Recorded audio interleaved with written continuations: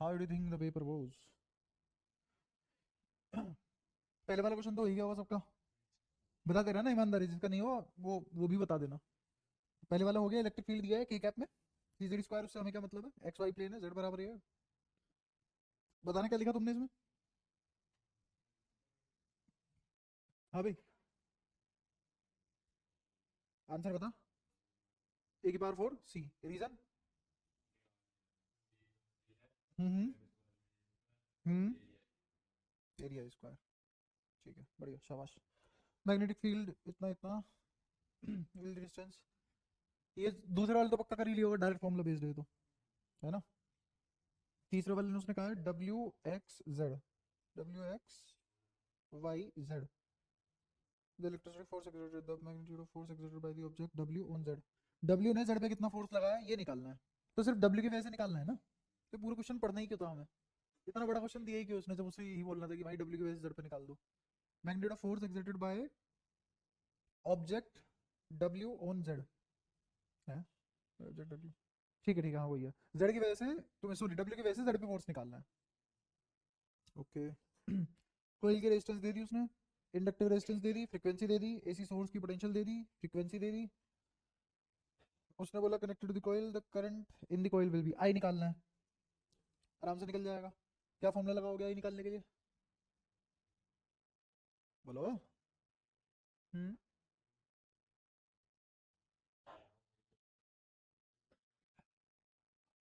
हम्म हम्म।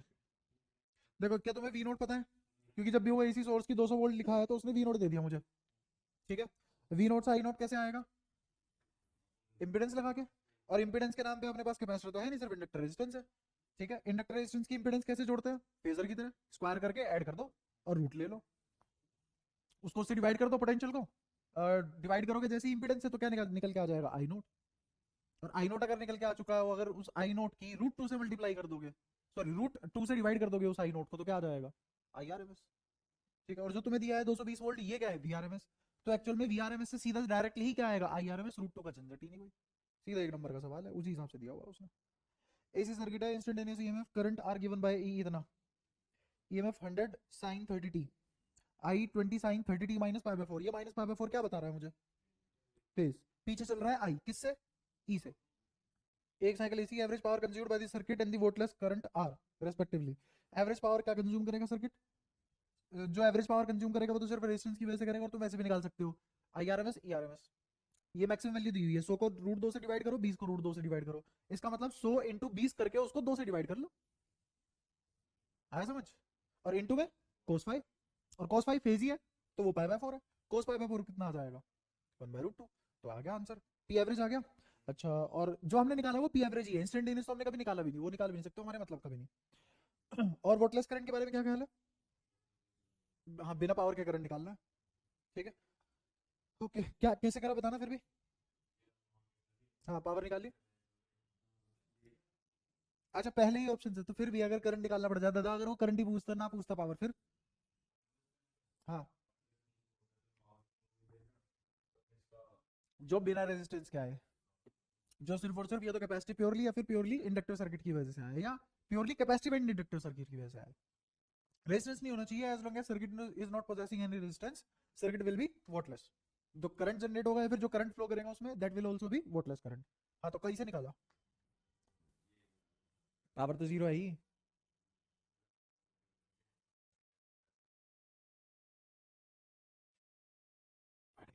तुम एनसीईआरटी करके गए थे, एनसीईआरटी करके गए थे तुम, क्वेश्चन करके गए थे सारे के सारे। अरे ऐसी क्वेश्चन है उधर, इतने आसान आसान ऐसी क्वेश्चन है, हाथ से निकाल के जाने थे एक बार को। प्राइमरी ट्रांसफार्मर इतने कनेक्ट कर दिया, रेशियो इतना इतना, load resistance secondary coil, power output secondary, सीधा डायरेक्ट फॉर्मूला बेस्ड क्वेश्चन है। एवेबेटर 0.2% main current passes through the galvanometer, एवेबेटर में से कितना करंट गया 0.2%, और बाकी सारा करंट कहाँ से चला गया, गैल्वेनोमीटर से, होता भी यही है ना। तो मुझे एक तरीके से आई जी पता लग गया, अगर मेरा 100 एम्पियर टोटल करंट था तो उसमें से 2 एम्पियर कौन है, आई जी। अगर मेरा 1 एम्पियर करंट गया तो उसमें से 0.02 एम्पियर कौन है, आई जी। ये मतलब है इसका 0.2% का। अच्छा, if resistance of the galvanometer is G, the resistance of the ammeter will be G, के टर्म्स में आंसर आ जाएगा, खत्म, वही एक इक्वेशन लगेगी। करके तो आए हो भाई सारे। मैं सोचे जा रहा हूँ, अरे ये भी करा ये भी करा, खुश हुए जा रहा हूँ, पता लगे तुम कुछ नहीं करके आ रहे।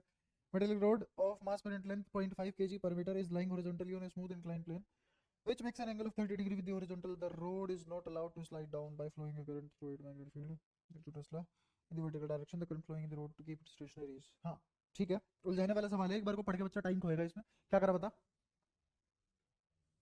वाह, पेपर खुद देखा आया, एकदम लल्लन टोपो।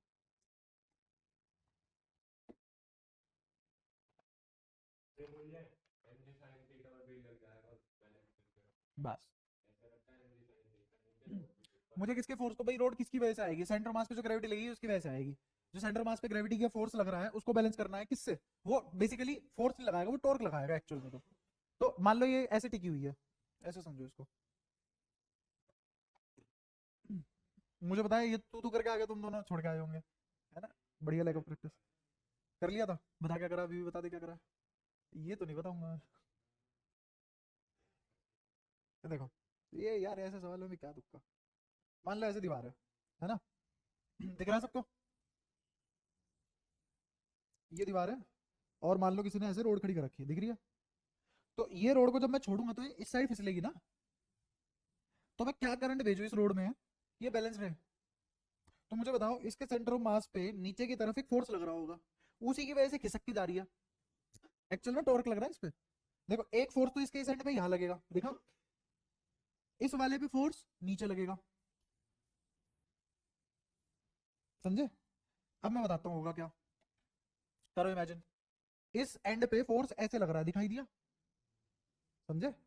इस एंड पे फोर्स ऐसे लग रहा है, दिखाई दिया? ये फोर्स ऐसे है, ये फोर्स ऐसे है, कपलिंग जनरेट नहीं होगी, एक्चुअल कपलिंग नहीं होगी, बट टॉर्क ही जनरेट होगा। किसके अबाउट? इस एक्सिस के अबाउट। इसीलिए रोड इस पॉइंट को फिक्स करता है, ऐसे घूमना पसंद करेगी, ठीक है? तो ऐसा ना मान लो कि सेंटर ऑफ मास पे ही एक फोर्स नीचे लग रहा है, ये जो फोर्स इधर टॉर्क प्रोवाइड करेगा, इसको ऐसे घुमाना चाहेगा, तो इसमें जो करंट दौड़ना चाहिए, वो जो बिल साइन थीटा जनरेट करे, वो इसको किस किस डायरेक्शन में घुमाए? इस डायरेक्शन में। ये घुमा रहा है इसको, तुम्हारे हिसाब से कौन सी डायरेक्शन हुई है? क्लॉकवाइज। तो ये इसको कैसे घुमाए? Anti clockwise. इस तरीके से करंट भेजना है। आई बात समझ? तो करंट भेजना, बाकी तो डायरेक्ट फॉर्मूला लगेगा, बैलेंस करना है, उसे घुमाने देना नहीं है भाई। जितना एक क्लॉकवाइज होगा उतना ही एंटी क्लॉकवाइज होगा। तो मुझे क्या करना है? एम जी साइन थीटा को किसके साथ बैलेंस करना है? Bill sine theta. बस कराए, ठीक है। तूने क्या करा और क्या करा? अच्छा पूछ के कर लिया था किसी से? कौन? तो ऐसा लगता पढ़ लेना चाहिए तुम्हें।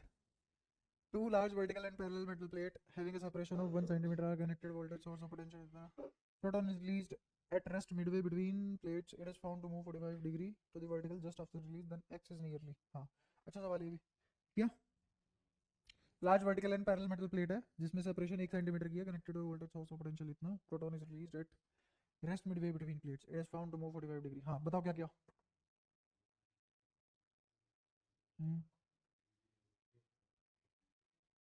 एमजी लगेगा और प्रोटॉन है, देख ले, क्यू ई, हाँ लगेगा, और एम जी, और रिजल्टेंट 45 पे। तो सीधा मेरा अगर 45 है तो 2ab साइन थीटा वाली टर्म गायब हो जाएगी, तो अंडर रूट ए स्क्वायर प्लस बी स्क्वायर बचेगा बस, और उसी से आंसर आ जाएगा। 9th का ना, आओ कर लो। देखो और डायग्रामेटिकली क्वेश्चन भी समझते चलो। दो large vertical parallel metal plate है, ये रही, दिखाई दी? सेपरेशन इन दोनों के बीच की 1 सेंटीमीटर है, इनको किसी वोल्टेज सोर्स से कनेक्ट कर दिया गया, और पोटेंशियल डिफरेंस x डाल दी गई, ठीक है? यही मेरा डेल्टा वी है। अब proton is released eight Midway between the plates, यहां एक प्रोटॉन है उसको रिलीज कर दिया गया, रिलीज, पहले बांध के रखा था, रिलीज कर दिया। It is found to move at 45 degree to the vertical just after the release. जैसे ही इसको रिलीज किया, ये जो वर्टिकल लाइन दिख रही है तुम्हें, इससे 45 डिग्री पे भागा वो। तो तुम्हारे ऊपर पोलैरिटी, तुमने यहां प्लस दिया तो इस पर पोलैरिटी प्लस आएगी, तो ये इधर भागेगा, और ये एंगल कितना होगा? 45 डिग्री। ऑब्वियसली अगर तुमने इसमें बैटरी कनेक्ट कर रखी है तो यहाँ इलेक्ट्रिक फील्ड का रीजन बना देगा, बिना इलेक्ट्रिक फील्ड के रीजन के तो दौड़ेगा भी नहीं, इसे मतलब ही नहीं है और किस चीज से। ठीक है। देन x इज नियरली, तो ये तुम्हें पोटेंशियल बतानी है, पोटेंशियल कितनी रही होगी, है ना। तो मुझे ये पता है कि अगर मैं इलेक्ट्रिक फील्ड निकाल लूं तो जितना इलेक्ट्रिक फील्ड का ड्रॉप आया होगा इस 1 सेंटीमीटर के दौरान वही पोटेंशियल ड्रॉप होगा। बहुत आसान नहीं है ये चीज सोचना, इससे तो बहुत अच्छी अच्छी चीज सोची यार हमने क्लास में, गोबर है बिल्कुल, और वही तुम करके आए हो हैं, शाबाश। चलो खैर, तो अब निकालना शुरू करते हैं। मुझे बताओ इस डायरेक्शन में इसमें सिर्फ एक ही फोर्स लगेगा, वो कौन सा होगा, Q times E, that is electrostatic. ये 45 दौड़ा ही क्यों, उसको तो ऐसे दौड़ना था। तो पक्की बात है नीचे कोई एक कुदरत का फोर्स लगा होगा, हम तो लगा नहीं रहे, mg। तो यहां नेट फोर्स कितना आ जाएगा, mg square plus QE square. आगे नेट फोर्स, कोई परेशानी। अच्छा इस नेट फोर्स से मुझे E तक पहुंचना है, तो इस नेट फोर्स से कहां तक पहुंचना है, E तक पहुंचना है। अच्छा इसके फोटोन के बारे में मुझे क्या क्या पता होता है, क्या फोटोन का मास मुझे पता है, हाँ उसमें शायद तुम्हारे पेपर में उसमें भी ऊपर दिया हुआ है शुरुआत में, ये वाला पेज जो होता है, नहीं अच्छा इलेक्ट्रॉन का दिया हुआ है ना, हाँ तो फिर वो मान के चल रहा है फोटोन का तुम्हें याद होना चाहिए भाई, इलेक्ट्रॉन का काम में नहीं आएगा। और तो फोटोन का मास हमें तो पता ही है ना, 1.6 इंटू 10 की घात नपी की 24 ग्राम या किलो, ग्राम, और अगर किलो में लिखना है तो -27 किलो। ठीक है, और क्या पता है मुझे, इसके चार्ज के बारे में पता है, charge on photon is plus का 1.6 इंटू 10⁻⁻19 कूलम। ठीक है, अच्छा जी मुझे पता है, कोई परेशानी। तो इसको किस चीज के सामने रखूं, एफ नेट के सामने रखूं। अब मुझे तो एफ नेट भी नहीं पता, ई कहां से लाऊंगा, ये समस्या होगी। एम जी बराबर क्यू ई, क्यों ऐसा क्यों, हाँ अब सुनना ध्यान से, जब मैं ये निकालने बैठूंगा तो बिल्कुल तुम्हारी फील के हिसाब से करा ना, कि जब ये निकालने बैठूंगा यहाँ अटकूंगा मैं, क्योंकि ना मेरे पास एफ है और ना ही मेरे पास ई है, और मुझे ई ही तो निकालना है, बिना एफ नेट के कैसे निकालूं। तो अब मैं एक और दिमाग लगाऊंगा, ये 45 डिग्री है ना, इन दोनों का रिजल्टेंट 45 डिग्री पे तभी आ सकता है भाई, दोनों 90 डिग्री पे, बीच में रिजल्टेंट एग्जैक्टली बीच में तभी आ सकता है जब दोनों का मैग्नीट्यूड बराबर हो। तो इसका मतलब क्यू ई, या फिर ऐसा कर लो, अगर ये सब नहीं सोचना आता तो मुझे तो ये पता है भाई 1045 1 होता है, और इस वाले से 1045 Q E by M G होगा। कैसे, ये 45 ये भी 45, अब एक काम करो, इस वाले 45 के लिए ये क्या बनेगा, परपेंडिकुलर, और ये क्या बनेगा बेस, कोई परेशानी। तो ये दोनों 1 के बराबर है, तो क्यू ई बराबर एम जी, तो ई बराबर एम जी बाय, कोई दिक्कत। एम की वैल्यू 1.6 गुणा में 10 की घात -27, जी 10 रख ले, 1.6 10 की घात नबी की 19, जे आ गो इलेक्ट्रिक फील्ड, ये और ये धरपकड़ 10 इसमें मल्टीप्लाई होगा तो ये -26, है ना। अब 19 जाके ऊपर का प्लस का हो जाएगा, तो 19 में क्या जोड़ू 26 बन जाए 7, तो आया 10⁻⁻7 न्यूटन पर कूलम। क्या सब कुछ ऐसा यूनिट में लेके चले थे हम, अगर सब कुछ सही में है तो ये आ गया। ठीक है, मुझे क्या निकालना था, x, x is nothing but potential drop. क्या इलेक्ट्रिक फील्ड यूनिफॉर्म है, हाँ तभी तो इतनी यूनिफॉर्म सिमेट्रिकल चीजें दिख रही है। तो अगर ये यूनिफॉर्म है, पक्की बात है ये यूनिफॉर्मली गिर रहा होगा, तो 1 सेंटीमीटर मतलब 1 इंटू 10⁻⁻2 मीटर में कितना गिर जाएगा, इतना गिर जाएगा। तो टोटल कितना आ गया, 10⁻⁻9 वोल्ट आ गया। कोई परेशानी है इसमें, तो थर्ड ऑप्शन है। तो किस जिसका तुमने थर्ड लगा दिया उसका आंसर।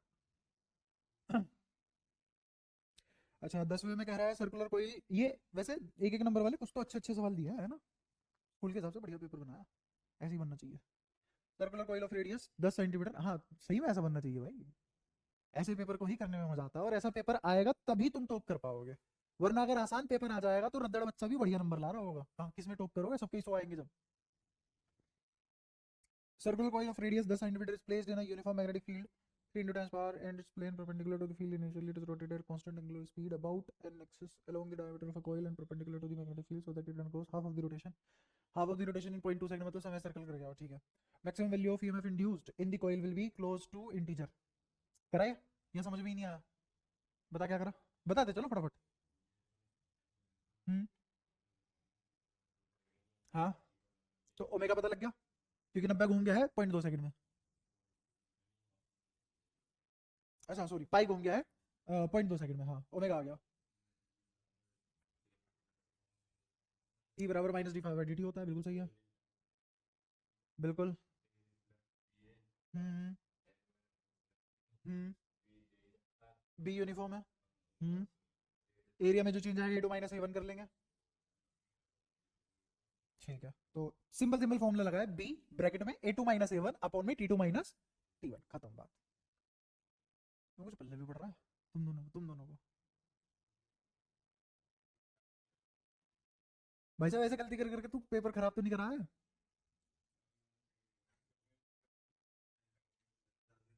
जा भाई जा, चल ऐसे डिप्रेशन में कोई दिक्कत नहीं है, हमें पर पढ़, ऐसे काम नहीं चलेगा।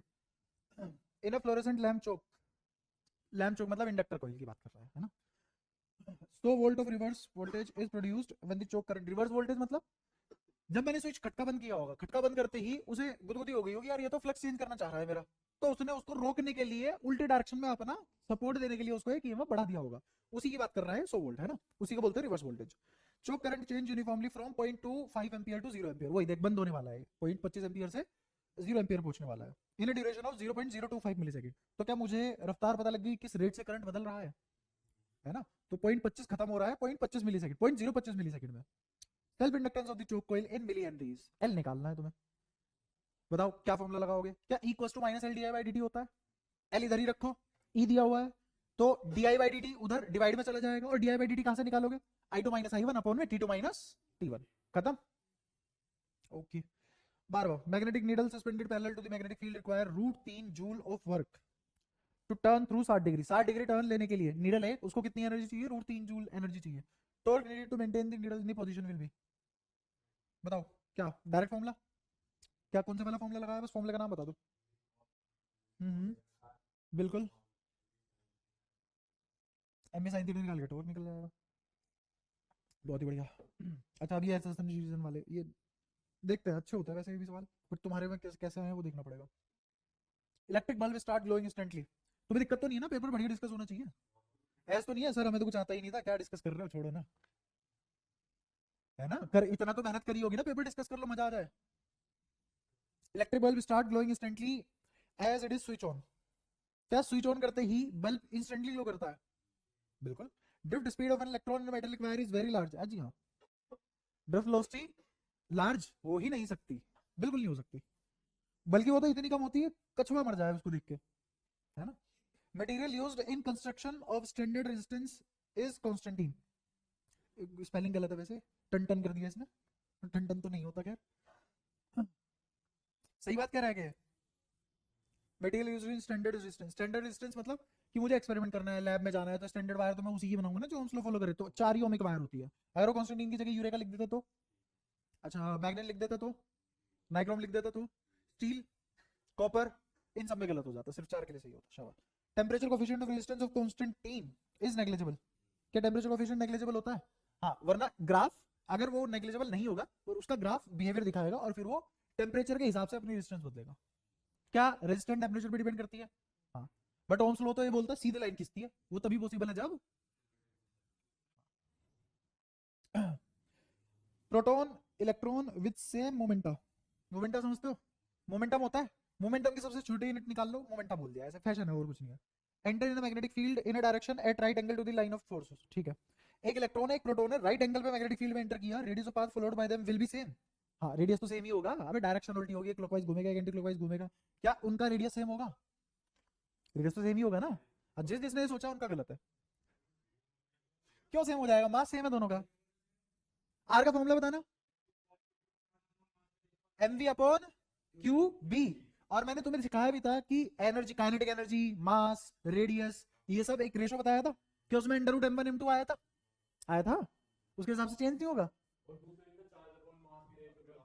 भाई, स्पेसिफिक चार्ज भी तो अलग अलग है दोनों का,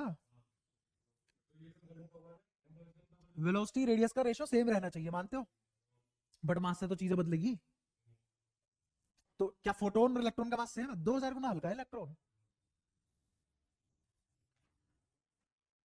तो मेरा लगा ठीक है भैया 90 डिग्री पे जा रहा है, बढ़िया, यहाँ फंसा लिया उन्होंने तुम्हें, इतना सब कुछ पढ़ाने के बाद भी तुम फंस रहे हो। Electron has less mass than, अगले ने बोला भी है, रीजन पढ़ लो तो भी याद आ जाए बंदे को, आंसर ऊपर ऑप्शन, इलेक्ट्रॉन के पास कम वजन होता है, और assertion radius of the path followed by them will be same, assertion तो गलत है, रीजन सही है, ऑप्शन देख लेते हैं अब, ऑप्शन में if assertion isn't true is correct explanation, assertion is true but reason is assertion is true but reason is false, सही तो है, सी ऑप्शन है assertion, सॉरी सॉरी सॉरी, हाँ उल्टा है, इसमें उल्टा है, उल्टा है।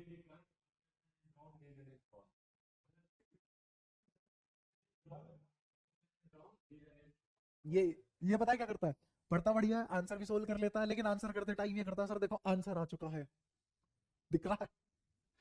अबे सीधा सीधा लिख के आना था भाई, क्या दिक्कत है उसमें। और तुम आगे से ध्यान रखो, ये सब चीजें पे ध्यान दिया करो भाई। आर का फॉर्मूला याद है? गुरांग बताइए आर का फॉर्मूला एक बार फिर से हो जाए।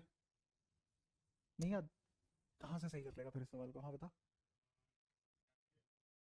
पी बाई क्यू बी, और पी मोमेंटम है, मास बदलेगा मोमेंटम बदलेगा, जिसका मोमेंटम ज्यादा उसका रेडियस ज्यादा, इलेक्ट्रॉन का मोमेंटम ज्यादा तो उसका रेडियस भी ज्यादा, खत्म बात, ऐसे सोच ले। Only a change of magnetic flux will maintain and induced current in the coil. सिर्फ change in magnetic flux induced current maintain कर सकता है कोइल में, और जैसे ही वो चेंज होना बंद हो जाएगा बत्ती गुल। बिल्कुल सही कह रहा। Presence of large magnetic flux will maintain induced current in the coil. कितना फ्लक्स कितना ज्यादा है कितना कम है उससे अपने को कोई मतलब नहीं है, बदल रहा है उससे मतलब है, ठीक है सही है। तो इन 16 में से लगभग 5-6 सवाल तो अच्छे थे, है ना, जो सीबीएसई के हिसाब से अच्छे माने जाते हैं और करने लायक थे, मजा आया। दो circular coil one of the smaller radius, ये लेकिन सीबीएसई के हिसाब से है, मैं पहले बता रहा हूँ, नीट जेई मेन इन सब में ऐसे सवाल नहीं आते, इनमें इनसे बहुत बढ़िया सवाल आते हैं, उन्हें सोचना पड़ता है।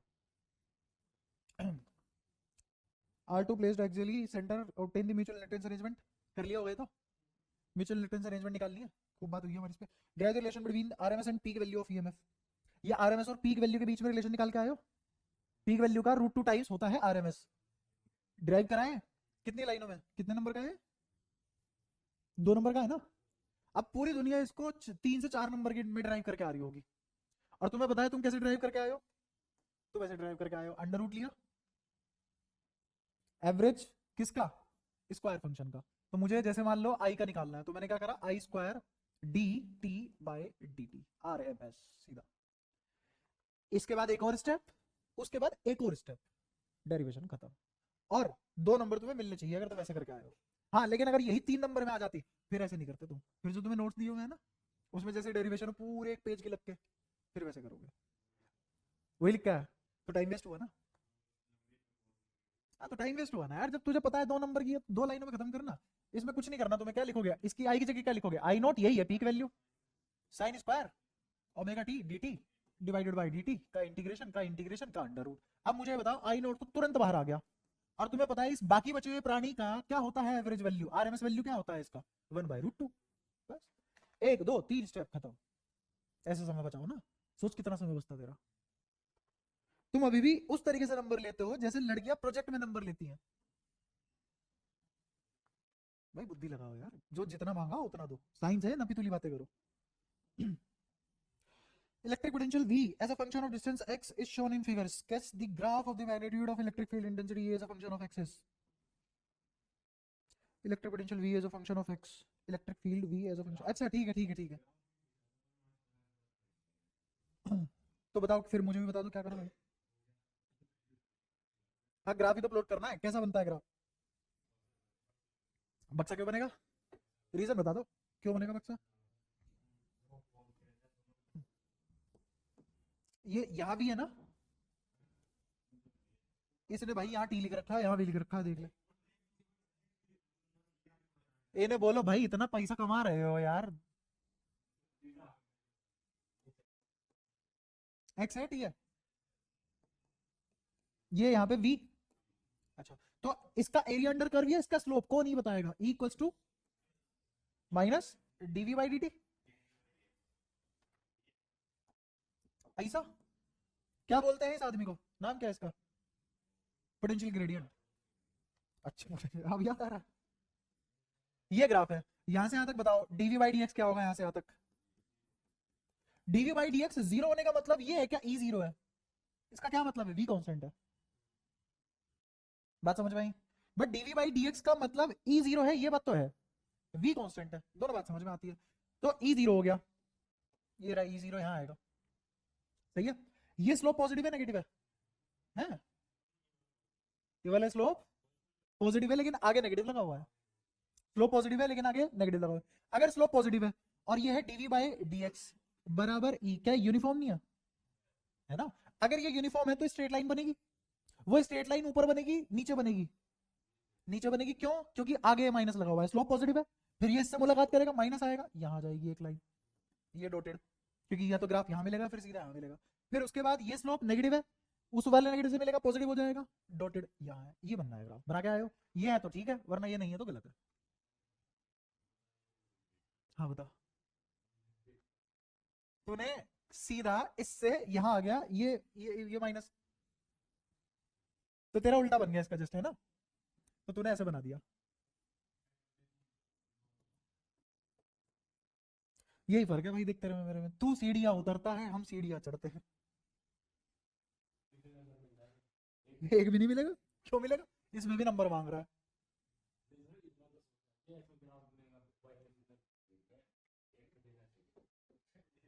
मैंने कहा भाई यहाँ लाइट लगानी है, इतने पैसे हैं। इसने लगाने की बजाय जो लगी थी उतार और ली, और कह रहा भाई कुछ तो दे दो पैसे। और समझाओ, समझ गया? अटेम्प्ट के नंबर चाहिए इसे। Attempt to drop from the fourth floor, recently shifted है। Triangular shape wire carrying 10 ampere current is placed in a uniform magnetic field of 0.5 tesla. Okay, what is the magnetic, अरे क्या पूछ रहा है? तो बहुत ही बेकार चीज है ये, तो करा हुआ सबने, 2 नंबर फ्री के दे दिए। सोच रहा अभी भी है फ्री के थे। भाई ट्रायंगुलर शेप वायर है, दिख रही है सबको? अच्छा, कितना करंट है? 10 एम्पीयर करंट है मेरे पास, ठीक है। शेप है तो मैं ये भी निकाल सकता हूँ कि कौन से वाले वायर के टुकड़े से अंदर जाएगा और कौन से वाले वायर के टुकड़े में करंट फ्लो करने से बाहर आएगा। मैग्नेटिक फील्ड क्या निकाला जा सकता है? बता देखो। करंट अगर यहाँ गया है, मान लो ये पॉइंट की बात कर रहा है, करंट यहाँ है, फील्ड अंदर, फिर करंट यहाँ, तो फील्ड यहाँ से बाहर आएगा, यहाँ से फिर भी अंदर, दोनों की वजह से जुड़ेगा। इतना तो पता लग गया होगा। अच्छा, करंट की वैल्यू दे दी उसने। Is place in uniform field of 0.5 tesla. 0.5 tesla uniform field है। Magnetic force on the segment CD. अरे ये तो किसी ने ग्रुप पे भी पूछा था तुम में से, है ना? किसी ने तो पूछा था ना। हाँ हाँ हाँ हाँ हाँ, और सेगमेंट से भी ले, बट क्यों नहीं लिया? वो सिर्फ और सिर्फ सीडी की वजह से आएगा। रीजन? क्योंकि ग्रुप पे सोल्व हो गया तो ठीक है, बाकी तो मैंने क्लियर तो किया था उस दिन भी, बताया नहीं था? सिर्फ सीडी की वजह से क्यों लिया है, बाकी की वजह से क्यों नहीं लिया? जो मैंने फोर्स निकाला है वो सिर्फ सीडी की वजह से निकाला है, इसकी वजह से नहीं निकाला। देखिए तो एक्सिस पे आ रहे हैं, बट एक्सिस पे है ना, तो इसके कंट्रीब्यूशन में तो कोई दिक्कत नहीं आएगी उससे, ठीक है। फिर इसकी वजह से क्यों नहीं निकाला, इसका रीजन नहीं पता, है ना? शाबाश, बढ़िया। सोचने दो, सोचने दो, सोचने दो, तुम्हारे साथ करना क्या चाहिए, क्योंकि मैं 2 बार डिस्कस कर चुका हूँ और मैंने ग्रुप में भी शायद बताया था, पूरा एग्जैक्टली सोल्व करके बताया था।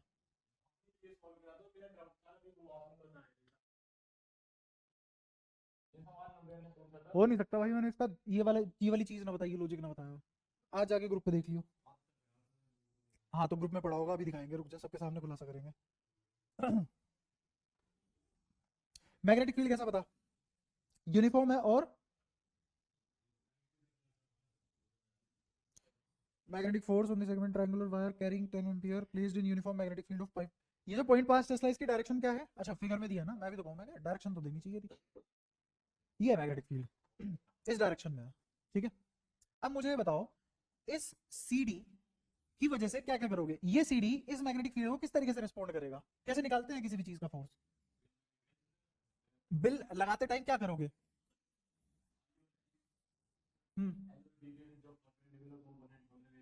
एल और बी के, एल क्रॉस बी करेंगे। इतना मुझे पता होना चाहिए, क्या करेंगे? एल क्रॉस बी करेंगे, ठीक है, क्योंकि आई तो स्केलर है। जैसे हम क्यू वी क्रॉस बी करते हैं, कोई परेशानी?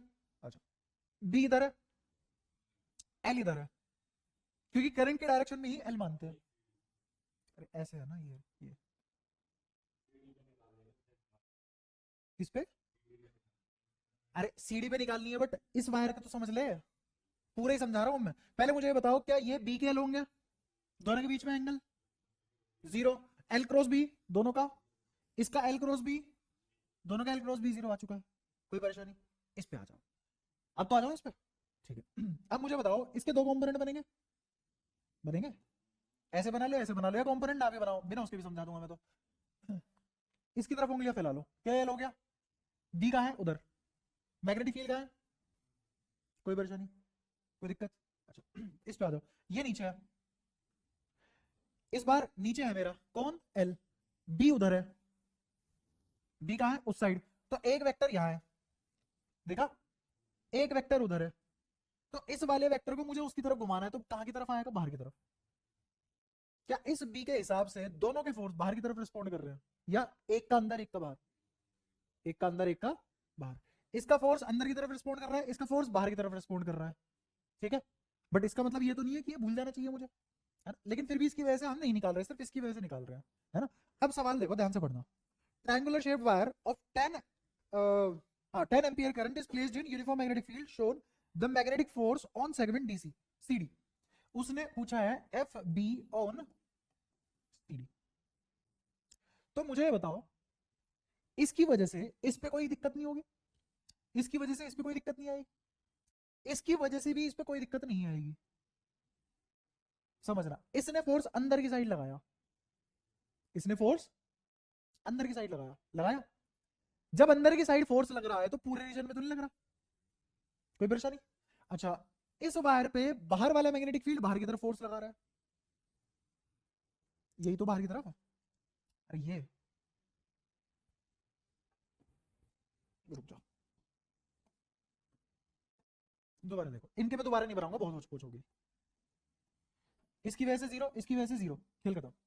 इसकी वजह से मेरा फोर्स कहां आया? अंदर की तरफ। इसकी वजह से फोर्स कहां आ रहा है? बाहर की तरफ।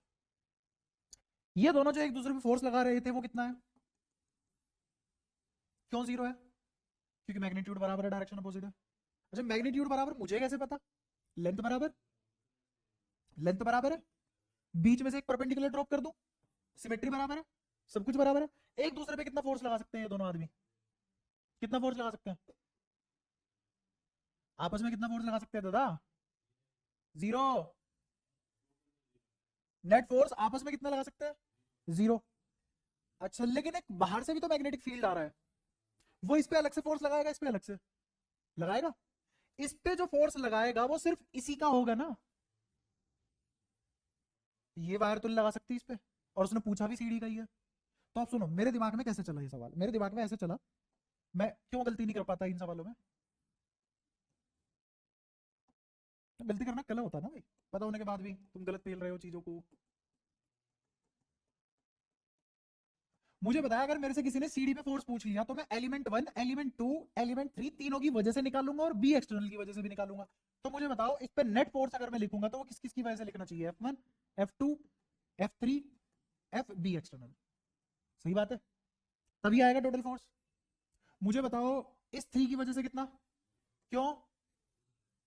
अच्छा, अरे फील्ड क्या, ये एक्सिस पे है, ये 0, कोई दिक्कत या तो कोई परेशानी? ये इस पे और ये इस पे कितना फोर्स लगाते हैं आपस में, इनका म्यूचुअल फोर्स कितना है? क्योंकि कभी भी ऐसा तो नहीं हो सकता ये इस पे एक दूसरे पे, कि ये तो इस पे फोर्स लगा रहा है, इसने चूड़ियां पहनी है, ये नहीं लगा रहा, ऐसा तो नहीं होता। तो मुझे बताओ, यहाँ का ये जो एफ नेट है, चाहे इसको F2 नाम दे दो या फिर इसको F3 नाम दे दो, इन दोनों का समेशन क्या होगा? 0। तो ये भी, बात समझ में आई? अब मुझे बताओ, अगर मुझे एफ सी डी निकालना है तो वो बी के द्वारा जो एक्सटर्नल फील्ड सी डी पे लगेगा सिर्फ वही तो फोर्स होगा, इसलिए सिर्फ ये निकाला। पर पता भी तो होना चाहिए ना क्यों, और ये ऐसा तो नहीं होगा यार मैंने ना बताया हो, क्यों नहीं? डिजर्व करता है ये सवाल, यहाँ पता करो। क्योंकि हर बार इसमें क्या करता है बच्चा, दोनों पे फोर्स निकालता है और उसका बढ़िया समेशन करके आता है और टाइम भी फालतू लगाता है। लेकिन निकलना सिर्फ किसकी वजह से है? बी एक्सटर्नल की वजह से निकलना है ऑन सीडी, क्योंकि पूछा ही वही है। हाँ, अच्छा, calculate steady current through the 2 ohm resistor in the circuit shown below.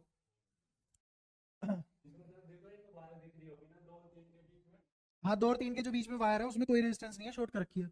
हाँ हाँ हाँ हाँ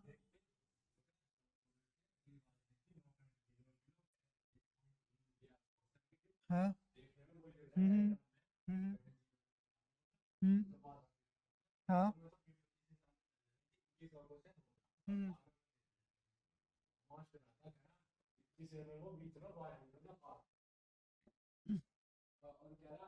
एक काम कर, इधर आ, गला रखी हुई है वो भी काटना है आज।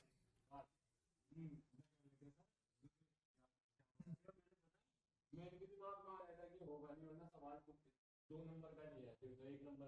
हम्म।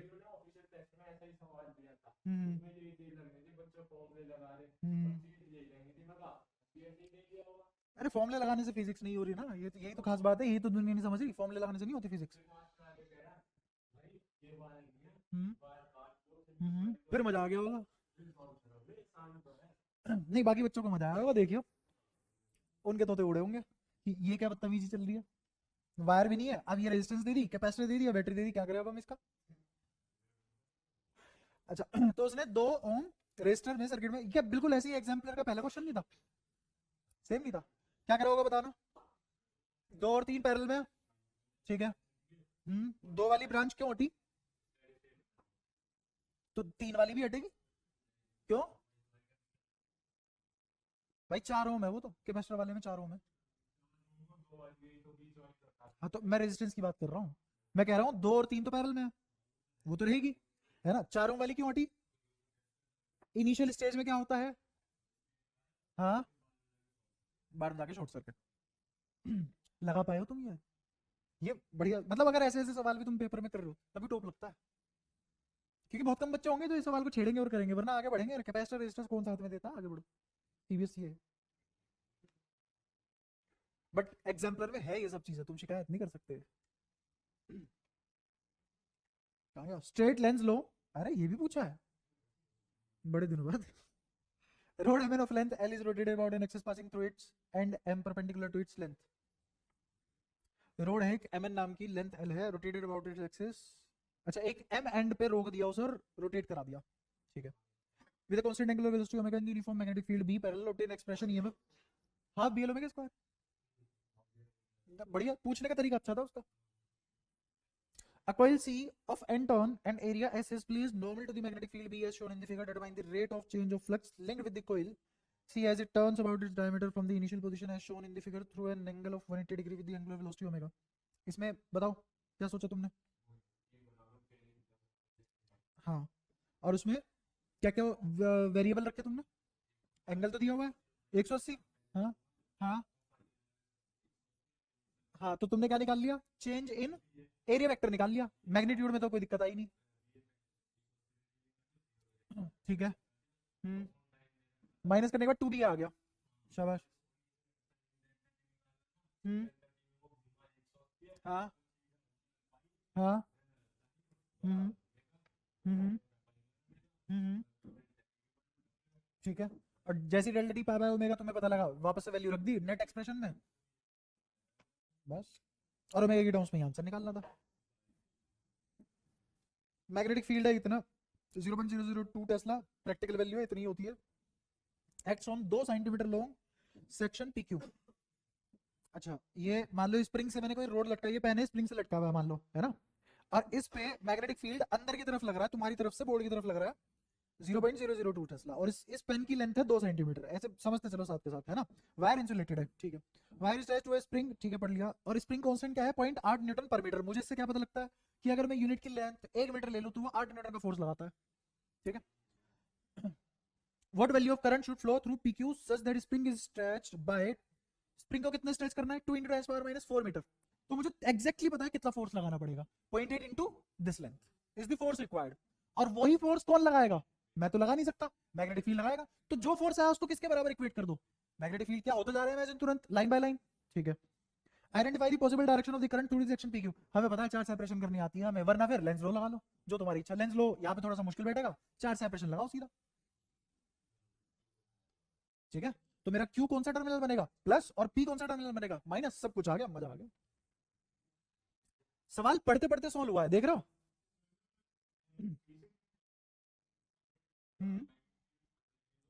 करंट भी तो देखना पड़ेगा दादा, करंट करंट करंट भी तो देखना पड़ेगा। बी ने कहा फोर्स लगाया? स्ट्रेच हुआ है ना स्प्रिंग, तो बी का नेट फोर्स कहाँ है? नीचे। बी का नेट फोर्स नीचे है, और अगर बी का नेट फोर्स नीचे है तो करंट की डायरेक्शन कहाँ रही होगी? हाँ, एल क्रॉस बी। तो एल की ही तो डायरेक्शन करंट की डायरेक्शन होती है। फोर्स नीचे है, बी अंदर की तरफ है। नहीं नहीं नहीं नहीं, नहीं। सुन ध्यान से, यहाँ पे भी तुम्हारी एक और कंफ्यूजन दूर करता हूँ। फोर्स तो नीचे ही है, गारंटी है। बी अंदर है। मुझे बता कौन से एल क्रॉस बी करने से एफ नीचे आता होगा, तो रख रख के देखते हैं। लेंथ मैंने इधर मान ली, सही है, तो करंट भी उधर ही मानूंगा। लेंथ उधर मान ली, बी बाहर है, आगे नीचे।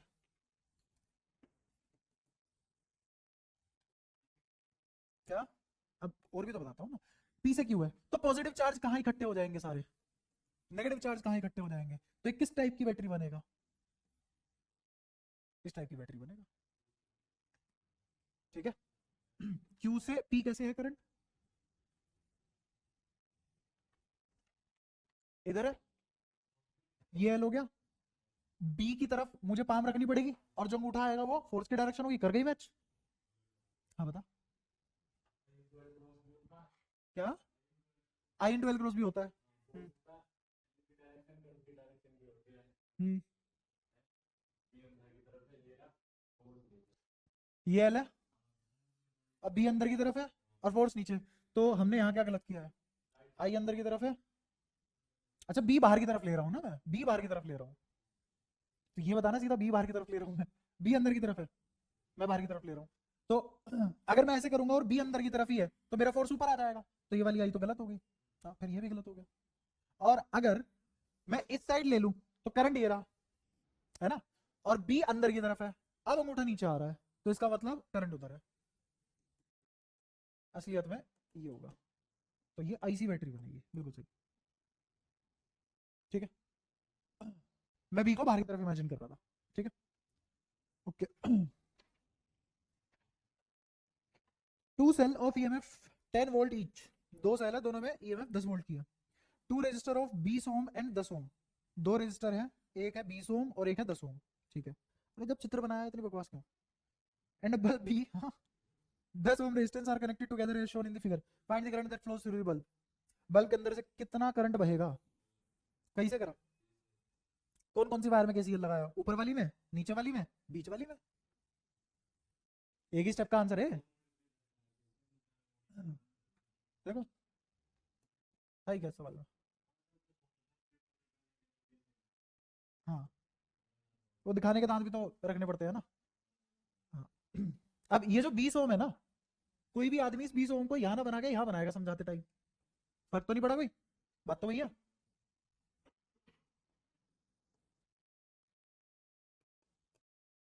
ठीक है, मुझे इसके अंदर से जाता हुआ करंट निकालना है। ये भी 10 वोल्ट है, ये भी 10 वोल्ट है। मुझे बताओ, इसने करंट फेंक के मारा, मान लो I1, इसने करंट फेंक के मारा I2, सही बात। यहाँ करंट मिला मुझे I। मुझे बताओ, इसमें से यहाँ जाएगा ना करंट, इसमें से यहाँ जाएगा करंट। ठीक है, तो इस वाली ब्रांच में जो आई लिख रखा है मैंने, ये किसके बराबर होगा? किसी एक में बड़ा, किसी एक में छोटा मान लो, है ना। मुझे बताइए, ये भी 10 वोल्ट की, ये भी 10 वोल्ट की, कैपेसिटी दोनों की बराबर थी। एक 20-10 से होके आ रहा है, एक 10-20 10-10 से होके आ रहा है। तो तुम्हें क्या लगता है, मुझे I2 माइनस I1 नहीं लिख देना चाहिए यहाँ? ये अपने अपने समझ, अगर तुम यहाँ पे I1 माइनस I2 लिख दोगे, गलत हो जाएगा क्या? नहीं, तब भी गलत नहीं होगा। हाँ, माइनस आ जाएगा अपने आप, बाद में पता लग जाएगा कि नेगेटिव आ रहा है अपना करंट, तो इसका मतलब हमने अपोजिट डायरेक्शन मान ली। ठीक है, अच्छा तो मुझे बताओ, यहाँ से यहाँ ड्रॉप कितना होगा, और यहाँ से यहाँ भी ड्रॉप कितना होगा? क्या मैं यहाँ से यहाँ और यहाँ से यहाँ ऐसे मुंह बंद करके ड्रॉप लगा सकता हूँ? नहीं, क्योंकि बीच में बैटरी आ रही है। समझ आया? तो अब बताओ कैसे करेंगे फिर। हम्म, हाँ, हाँ, ये 0 पे होगा। अब मुझे बता, ये 0 पे है, तो इसके 10 के हिसाब से तो ये 10 पे होना चाहिए, 0 पे कैसे हुआ? हाँ सुना। हाँ हाँ, उस दिन तो यही डाउट पूछ रहा था, याद है? हाँ, -10। बस बस बस, यही जानना था मुझे, और कुछ नहीं। इसके हिसाब से -10 हो गया, खत्म बात, है ना, क्योंकि ये तो मेरे हाथ में है ना, 10 आना चाहिए, डिफरेंस 10 आना चाहिए। किसने कहा? और अगर इसको 0 मान लिया तो दोनों की वजह से 0 होना चाहिए। इसलिए डाउट बहुत जरूरी होते हैं, उस दिन का डाउट आया था। ठीक है, और तुम सब सोच नहीं पाए होंगे कैसे करें। अच्छा तुमने लूप लो, हाँ उससे कर ले, बड़ा तरीका उससे बहुत, हाँ अरे दिखाना तो यही उसे 2 नंबर चाहिए ना। अच्छा 3 नंबर का है क्या, 3 का है, लग तो 2 का रहा है मुझे। सेक्शन सी चल रहा है, क्या चल रहा है, अच्छा नीचे लिखा है वो, ठीक है। हाँ 3 नंबर का है तो फिर तो यार, फिर तो देख इसको नंबर मिलेंगे, क्योंकि इस वाले तरीके से सीबीएसई में तुम्हें वो नंबर नहीं देगा। हम्म? हाँ बट वो नंबर नहीं ले सकता ना इस तरीके से, आंसर तो निकाल सकता है। ठीक है, तो इसमें इसमें भी क्या लगा दो, केवीएल लूप लो, क्योंकि सीबीएसई में लूप ही चलता है। यहाँ भी लूप लो लगा दो, जो तुमने वेरिएबल आई1 आई2 माने हैं वो आ जाएंगे, जो वेरिएबल आई1 आई2 माने हैं। तो एक ये बहुत ही स्टैंडर्ड क्वेश्चन है के वीएल का, सीबीएसई में ऐसे सवाल पूछे जाते हैं भर भर के। वो ऐसे भी कर सकता था, यहाँ एक बैटरी लगा दे तो तुम क्या लगाते, लूप लो। बट हमें पता है कि आलस भी तो एक नाम की चीज होती है, कॉमन यार, सोल्व करे 3 इक्वेशन बनाए, 2 इक्वेशन बनाए, फिर 2 वेरिएबल सोल्व करे। तो सीधा हम क्या कर लेते हैं, जैसे उसने कहा, अगर ये 2 नंबर में होता, ये 10 ये 0, तो ये, अगर ये -10 है, अच्छा और ये 0 है और ये 10 है, तो इधर ड्रॉप इधर ड्रॉप इधर ड्रॉप आए, तीनों जगह ड्रॉप आएगा। और वो ड्रॉप किसके हिसाब से आएगा, इस 10 के हिसाब से आएगा। जिंदा हो, हाँ। अच्छा अब मुझे बताओ इधर की पोटेंशियल कैसे लिखोगे, इधर की पोटेंशियल जो तुम्हारी इच्छा मान लो, क्योंकि सारे एक ही है, तो क्यों ना मैं एक्स मान लूं, मान लिया। तीनों से ही एक्स सोल्व हो, क्या आएगा, क्या एक्स की वैल्यू जेब में, एक्स की वैल्यू जेब में आती, तुम्हें पता है अगर यहाँ एक्स की वैल्यू सपोज सोल्व नहीं कर रहा, एक्स की वैल्यू मान लो यहाँ 3 आ गई, तो -10 से 3 गए, ड्रॉप हुआ राइज हुआ, राइज हुआ 13 वोल्ट का, 13 डिवाइडेड बाई 10 आई, है ना। वही मैं इससे बहुत बचता हूँ यार, बहुत लंबा तरीका है ये, इसीलिए मजा नहीं आता बस सीबीएसई में। और इसमें कैलकुलेशन में गलती होती है, हमारे वाले में गलती करती दिखा दो, 2 इक्वेशन फटाफट से आंसर आता है। अगर कैलकुलेशन बहुत अच्छी है, इमेजिनेशन में आंसर आ जाएगा। खैर, what is the current at time t equals to 0 t equals to infinite respectively for a given circuit. t equals to 0 पे करंट क्या है, t इक्वल्स टू इनफाइनाइट पे करंट क्या है। इंडक्टर दिया हुआ है, तुम्हें पता है इंडक्टर कैसे बिहेव करता है, t इक्वल्स टू 0 पे इंडक्टर में करंट मैक्सिमम, मैक्सिमम अपोज करेगा, तो करंट 0 होगा। उल्टा ऐसा नहीं है कि मैं मैक्सिमम बोल रहा हूँ, अरे मैक्सिमम करंट मैक्सिमम होगा, नहीं, करंट 0 होगा। क्यों 0 होगा, अपोजिशन मैक्सिमम है, अपोजिशन मैक्सिमम कुछ भी फ्लो नहीं करने देगा। t इक्वल्स टू इनफिनिटी के बाद करंट कांस्टेंट हो जाएगा, चिल मारे गए, बिल्कुल ओपन उसकी तरह, शॉर्ट सर्किट की तरह बिहेव करेगा, रेजिस्टेंस प्लस वायर की तरह। लिखा होगा ये सब। An early model of an atom considered to have a positively charged point nucleus of charge ready, ठीक है बेटा, तुम तो आज भी यही पढ़ा रहे हो, अर्ली क्या, surrounded by a uniform density of negative charge up to radius, ठीक है। An atom as a whole is neutral. What is the electric field at R from the NCERT का एग्जांपल का क्वेश्चन है, करिए NCERT, उसमें example है एक जिसमें डेंसिटी लिखते हैं, वो याद आ गया, 2 बार करा रखा है वो मैंने क्लास में, एक बार बिना अच्छे से पढ़ाई समझाने की कोशिश की थी, फिर मुझे पता लग गया तुम्हें आज तो समझ में आएगा नहीं, फिर दोबारा से मैंने थ्योरी अच्छे से पढ़ाई थी, फिर तुमसे हो गया था वो। मुझे बताया ना तुम दोनों को दिक्कत आई होगी, मैं, ये क्या बदतमीजी है तुम्हारी, क्यों तुम, मुझे बताओ जिस जिस लहजे में मैं पढ़ा रहा हूँ, तुम्हें ये बोलना चाहिए कि सर मुझे इसका ये वाला आंसर याद था, मैंने ये क्वेश्चन यहाँ किया हुआ था इसलिए कर लिया।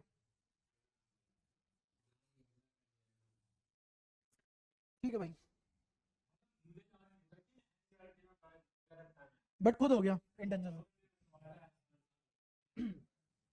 ठीक है, गुरान क्या तू बताना चाहेगा 2 लाइनों में क्रक्स क्या है इस सवाल का, कैसे करना है। हाँ,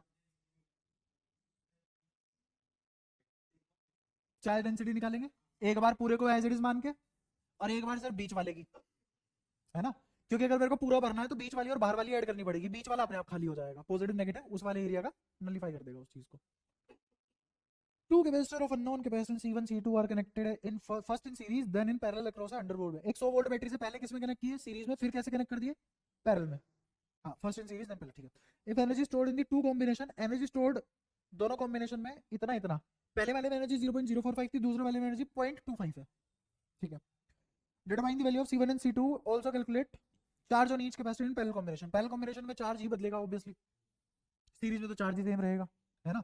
क्या मुझे उन्होंने टोटल एनर्जी प्रोवाइड की है, टोटल पोटेंशियल प्रोवाइड की हुई है, तो total energy total potential provide करने के बाद क्या एग्जैक्ट सेम सवाल तुमने सीबीएसई पीवाई की जो शीट भेजी थी उसमें देखा।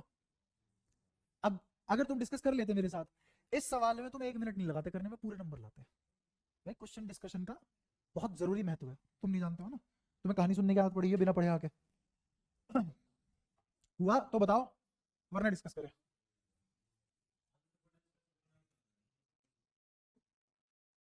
मैं वैल्यू हटाओ, भाड़ में गई। मैं कह रहा हूँ ये C1 है, ये C2 है, और मैं कह रहा हूँ फिलहाल ये आज के दिन एनर्जी मुझे देते हैं मान लो x जूल।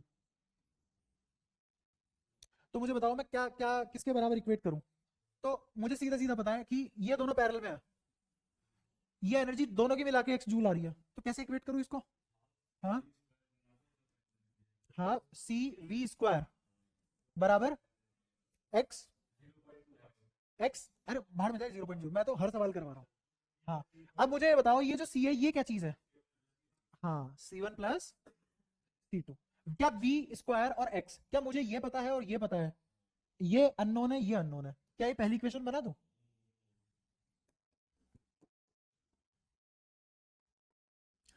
क्या ये दोनों ऐसे रिलेट होंगे, C1 C2 C1 + C2 half V square बराबर वाई, इसकी वाई जूल है एनर्जी। क्या मुझे वाई गिवन है और वी गिवन है, क्या ऊपर वाले से C1 + C2 उठा के यहां रख दूं, क्या C1 मेरा C2 के टर्म्स में आ जाएगा, और वापस से C1 की वैल्यू यहां रख दूं, तो मेरा क्या C1 एग्जैक्टली निकल के आ जाएगा। और अगर मेरा C1 आ गया तो वापस इसमें रख के क्या जो भी यहाँ पे डबल डबल डॉट आएगा C2 आ जाएगा। क्वेरी इक्वेशन बनेगी, बनेगी क्वेरी इक्वेशन बनेगी। मैं बता रहा हूँ इसने ना वैल्यू भी चेंज नहीं कर रखी, तुमने ध्यान दिया हो, वैल्यू भी वही है। और मैं तुम्हें बताता हूँ, तुम यहाँ पे जो 0.25 है ना, 0.25 मत लो, 1/4 लो।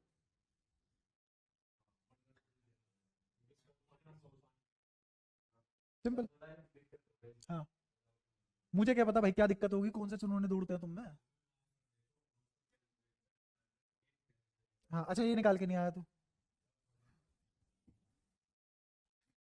पैरेलल के केस में Q1 और Q2 निकालना है। तुम मैंने कब कहा था तुम्हें, जब कभी भी पैरेलल केस मिल जाए तो यहाँ से एक Q मान लो आता हुआ, मान लिया। इस Q को किसके रेशो में बांट दो, C1 और C2 के डायरेक्ट रेशो में बांट दो।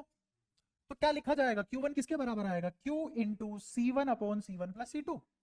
और इस पे क्या लिखा जाएगा, Q इंटू C2/C1 +। भाई साहब जिस कदर जिस हिसाब से मैंने तुम्हें कैपेसिटर कराया हुआ है ना, वही जो तू पीजी कर रहा है, वो पीजी बच्चा कर लेता है एक बार को, उस थ्योरी जो मैंने करा रखी है। तो फिर भी नन्हे मुन्ने सवाल है, बस लेंदी है, कैलकुलेटिव है, बस ये है, बाकी सब दम नहीं है कुछ। सेक्शन डी में कहानी नहीं पढ़ूंगा, सीधा सवालों पे आऊंगा। कहानी से मुझे कोई मतलब नहीं है, मुझे पता है जेई केस बेस्ड आते हैं, इसमें कहानी नहीं पढ़नी होती, सीधा क्वेश्चन करना होता है। अगर मेरे पास नॉलेज बेस अच्छा है और मैं जानता हूँ तथ्य कैसे काम करते हैं, तथ्य मतलब फैक्ट, तो मैं हर एक क्वेश्चन का आंसर कर लूंगा। हाँ, if paramagnet is replace by solenoid of cross sectional area इतना and 1000 turn having magnetic moment इतना, find the current flowing through the solenoid. सब कुछ दे दिया, करंट का डायरेक्ट फॉर्मूला लग जाएगा। मुझे क्या मतलब है किसको रिप्लेस किया है भाई, रिप्लेस कर दिया तो कर दिया, वो है ही नहीं, जो है ही नहीं उसके बारे में क्या करना, अब जो है उसका निकाल लो। A current carrying conductor of length 44 centimeter into circular loop, it carry current 1 ampere circular path, what is the dipole moment। I पता है, लेंथ पता है, तो एरिया भी पता है। अगर एरिया पता है, लेंथ पता है, तो मुझे पता है कि डायपोल मोमेंट निकालने के लिए आई एन ए खत्म। एन नहीं दिया तो वन, एक टर्म के लिए निकालो। मैग्नेटाइज स्टील वायर इतना हैज अ पोल स्ट्रेंथ, अब पोल स्ट्रेंथ दे दी मुझे, पोल स्ट्रेंथ वाले फॉर्मूले भी आते हैं, it is bend in the form of semi circle. याद है मैंने तुम्हें इन सब की पोल स्ट्रेंथ निकाली सिखाई थी। इसमें बताओ मुझे, क्या ये इफेक्टिव लेंथ नहीं लेंगे, आर इफेक्टिव ले लेंगे या एल इफेक्टिव ले लेंगे, ये एल इफेक्टिव लेके निकाल लेंगे, क्या आएगा, पोल स्ट्रेंथ किसके बराबर। अच्छा, डायपोल मोमेंट का फॉर्मूला बताओ पोल स्ट्रेंथ के नाम में, म्यूएल, खत्म। और जो एल लेते हैं वो एल इफेक्टिव होती है, होती है। जिंदा बचेगा। Bar magnet of magnetic length 2l has pole strength p and magnetic momentum, then m is equal to, bar magnet है मेरे पास, ठीक है, मैग्नेटिक लेंथ 2l है, पोल स्ट्रेंथ p है, मैग्नेटिक मोमेंटम निकाल लोगे 2pl, और m किसके बराबर आएगा, 2pl ही तो आएगा। Read the following, again paragraph नहीं पढ़ रहे हम, डायग्राम बहुत सुंदर लग रहा है देखने में, मजा आ रहा है ना। खर्च किया है भाई प्रिंटिंग में, पर थोड़ा बड़ा भी छाप लेते। हाँ वही तो कह रहा हूँ, जब इतना खर्चा कर ही है दादा तो थोड़ा छाप लेते बड़ा। बच्चा यूं देख रहा है लेंस से, फिजिक्स कम पढ़ रहा है, डिटेक्टिव बना घूम रहा है। Name the physical quantity whose unit is volt second, अरे मैग्नेटिक फ्लक्स का ही से।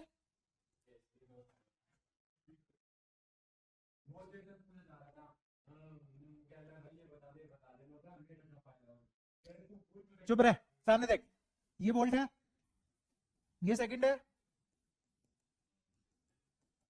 क्या ये वोल्ट, क्या ये सेकंड, और क्या ये फ्लक्स? तो वोल्ट सेकंड किसकी यूनिट हुई? फ्लक्स कौन से वाला?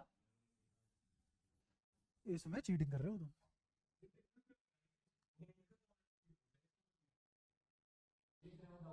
भाई साहब जैसे पेपर है और जैसे मैंने पढ़ा रखा था, तो तुम्हें पता है क्या करना चाहिए था? पूरा पेपर बैठ के करके तुम्हें बच्चे छेड़ने चाहिए थे। भाई मैं तेरा पेपर करा दूंगा, बता आज कौन सी वाली आइसक्रीम खिला रहा है, बता कसाटा खिलाएगा कोरनाटा खिलाएगा?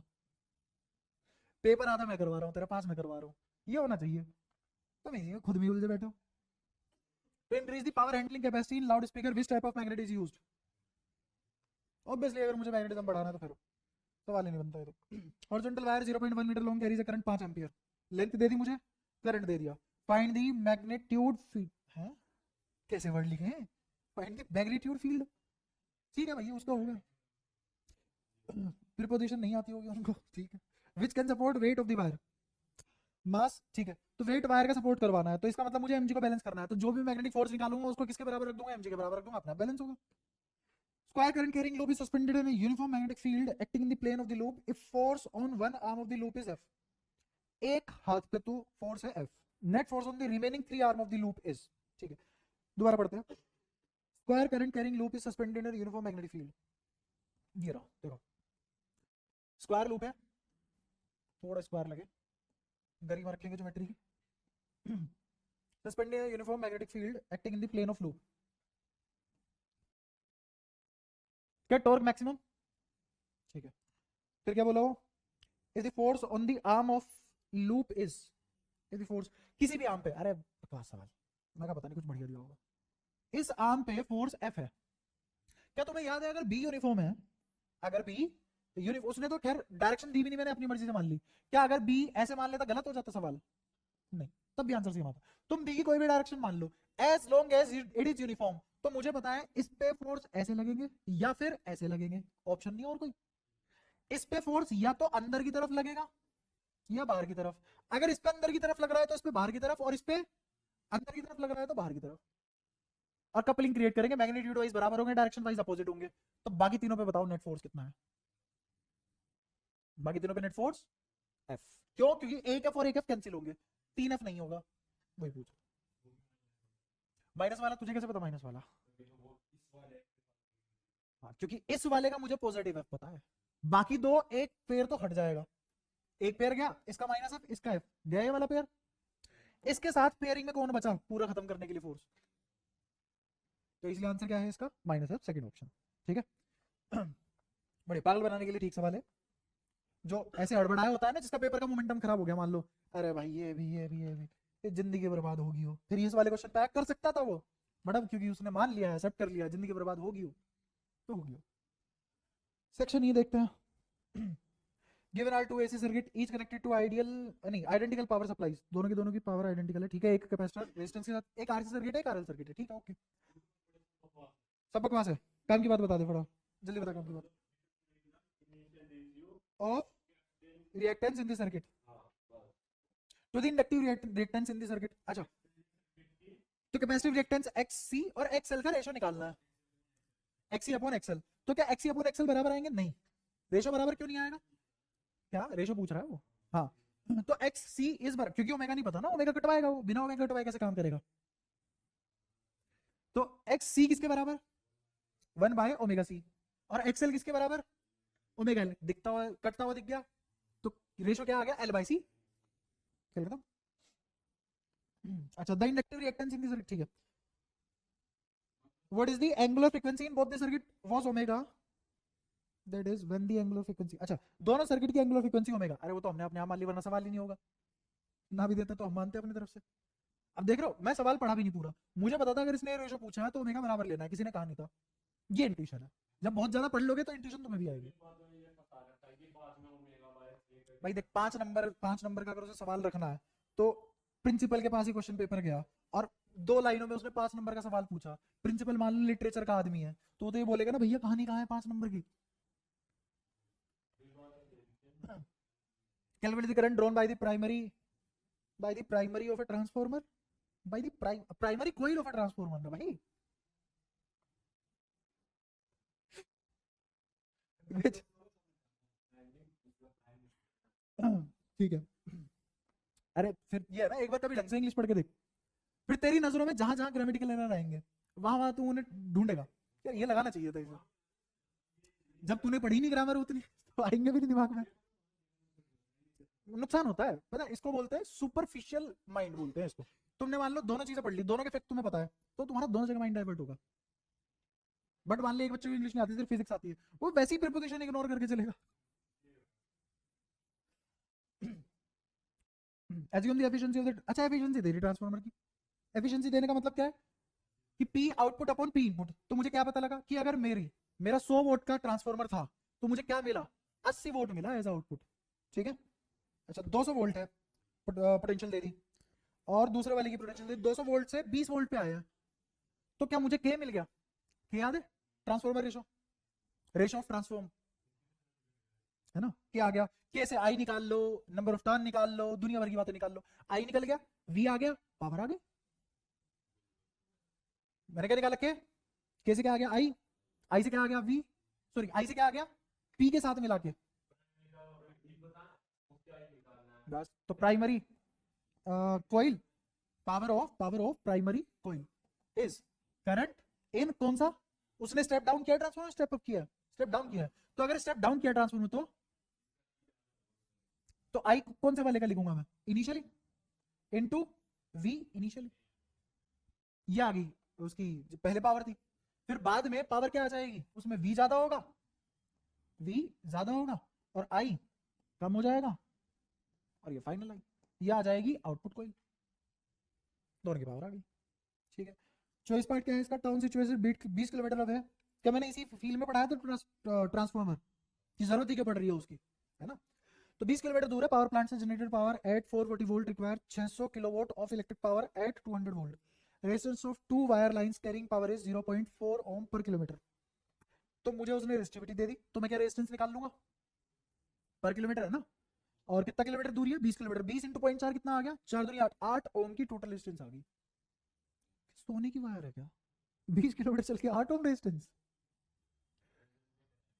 पावर जनरेटेड ठीक है 420 वोल्ट 600 किलोवाट, ये बल्कि ऊपर वाले ज्यादा आसान है। स्टेप ट्रांसफॉर्मर बाय, हाँ बस कैलकुलेशन है, बाकी आसान है उससे ऊपर वाले से, इसमें दिमाग नहीं लगाना, बस कैलकुलेशन है। Find the line power loss from the heat. अरे बिल्कुल ऐसे ही एग्जैक्ट क्वेश्चन तुमने अगेन ग्रुप पे पूछा हुआ है।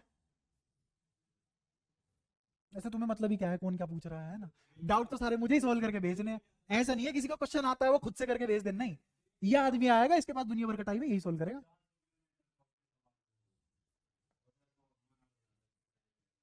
हम्म। चलो खैर, दूसरे वाले में कोई दिक्कत हो तो बताओ। अरे आंसर तो इमेजिन हो गया इसका, मतलब सॉल्यूशन तो इमेजिन हो गया, आंसर नहीं। 44 milli henry inductor is connected to ethernet, determine the RMS value of current. क्या ये भी कर लोगे? एल दिया हुआ है, ओमेगा दिया हुआ है, ई भी पता हुआ है, नहीं ये आरएमएस है, 220 आरएमएस है। हाँ 50 हर्ट्ज की सप्लाई है, तो अच्छा बताना फिर कैसे निकालोगे?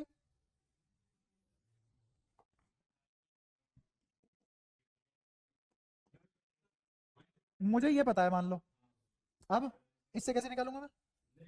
हम्म,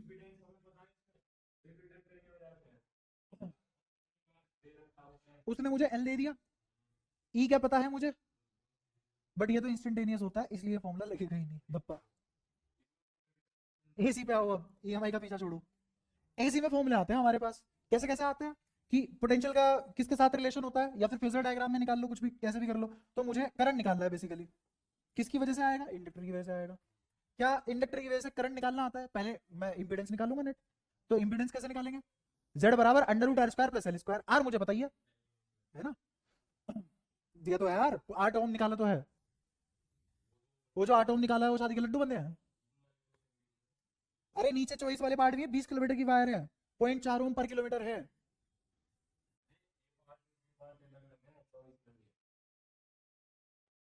ये और दिख रहा है, यहाँ से क्वेश्चन शुरू हुआ, ये क्वेश्चन चलता गया चलता गया चलता गया, इसी क्वेश्चन का बी पार्ट है। तो जो ऊपर इन्फॉर्मेशन है वो यहाँ काम नहीं आएगी, निकाल दे बिना उसके, बिना हार के निकाल तो सही। अब बता, हाँ ओमेगा पता है, एल पता है, इम्पीडेंस सिर्फ नहीं होगी ना, ट्रांसफॉर्मर बिना रेजिस्टेंस के बन जाएगा? ये जो तुम्हें 220 वोल्ट 50 हर्ट्ज की सप्लाई मिलती है, ये वहां पे एपिडेंट वाइट चबा के बंदे बैठे होते हैं? ट्रांसफॉर्मर ही तो होगा वहां। फिर सेकंड पार्टी तो बुद्धि लगाने वाला था, क्योंकि मुझे पता है इसमें तुम हमेशा क्या करोगे, सिर्फ और सिर्फ इंडक्टर वाला लगा के आ जाओगे। बोलो 1 रुपए का सवाल नहीं था, अरे भैया रेजिस्टेंस जोड़ उसमें, तो इंपेडेंस निकालनी पड़ेगी। इधर इंपेडेंस कितनी आएगी, Z under root R square plus XL square. क्या इंपेडेंस आ गई?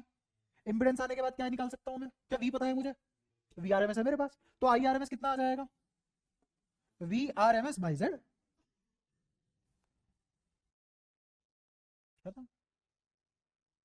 सही है। और अगर तुम्हें इंस्टेंटेनियस निकालना है तो किससे मल्टीप्लाई कर दूं, इसकी मैक्सिमम वैल्यू निकालनी है तो आरएमएस आया ना, आरएमएस आने के बाद इसकी किससे मल्टीप्लाई करूंगा, √2 से। √2 से मल्टीप्लाई करने के बाद मैक्सिमम वैल्यू आ गई, उस मैक्सिमम वैल्यू को आगे क्या लगा दोगे, साइन ओमेगा टी प्लस या minus, minus pi bye 2। Resistance तो कुछ इफेक्ट नहीं डालता, फेज में कंट्रीब्यूट नहीं करता रेजिस्टेंस, तो जो करेगा इंडक्टर ही तो करेगा। इंटरफेस लिख देना, तो मैंने तो आई इंस्टेंटेनियस निकलवा दिया जो पूछा भी नहीं था। कहीं तक ही चले जाओ सवाल में, अगर तुम्हें फॉर्मूले के साथ या फिर कॉन्सेप्ट के साथ खेलना आता है तो कॉन्सेप्ट के साथ खेलो या फॉर्मूले के साथ खेलो, एक ही बात हो जाती है, फॉर्मूले कॉन्सेप्ट में फर्क ही नहीं रहता फिर। खैर, heating element connected across a battery of 100 volt having an internal resistance of 1 ohm draws an initial current of 10 at room temperature which settles after a few seconds at a steady value। तो temperature तब तक settle हुआ जब तक वो steady value पे नहीं पहुंच गया, है ना। What is the power consumed by battery itself after the steady temperature of 320 degree is attained। जब 320 डिग्री अटेन हो जाएगा तो पावर कंज्यूम क्या होगी बैटरी के थ्रू, ठीक है। टेम्परेचर कोएफिशिएंट ऑफ एवरेज, ठीक है। Derive vector form of Ohm's law, याद है क्या क्या होता है ये वेक्टर फॉर्म्स ऑफ ओम, हाँ बता बता, नहीं रुक रुक रुक, तू नहीं।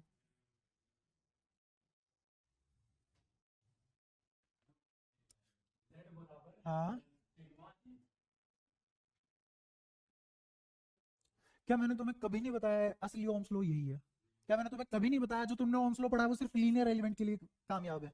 क्या मैंने तुम्हें कभी नहीं बताया कि अगर तुम्हें शीट में फैलते हुए करंट या स्फीयर में फैलते हुए करंट या इरेगुलर 3D बॉडीज में अगर तुम्हें ओम्स लॉ लगाना पड़ जाए तो वी बराबर अय्यर नहीं लगता, उधर अय्यर के बाल चौड़े हो जाते हैं, फिर क्या लगता है, वेक्टर फॉर्म।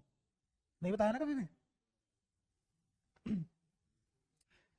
ऊपर वाला बताना, 100 वोल्ट दे दिया उसने, हाँ 1 ओम दे दिया 20 डिग्री सेंटीग्रेड पे, तो मुझे फॉर्मूला आता ही है, आर बराबर R naught 1 plus alpha delta T. क्या अल्फा दिया है उसने, हाँ भगवान की दया से दिया है, 3.70 10 की घात नफी की 2, और डेल्टा टी बताइए मुझे, एक 20 है एक 320 है, 300 आ गया, और आर नॉट 1 है, आर आ गया, आर से डी रो निकाल लो, कुछ ही निकाल लो। आर से पावर भी कैसे निकालोगे, वी इंटू आई तो नहीं लगा सकते, वी स्क्वायर बाय आर ही लगाना पड़ेगा, क्योंकि 100 वोल्ट वी गिवन है और आर गिवन है, तो V square by R power आ गई। इतना सा था बस। ये तो 5-5 नंबर के हैं, बताओ फ्री के, फ्री के 5 नंबर है भाई ये। ठीक है। जैसे जैसे सवाल पढ़ते जा रहे हैं सोल्यूशन अपने आप आता जा रहा है।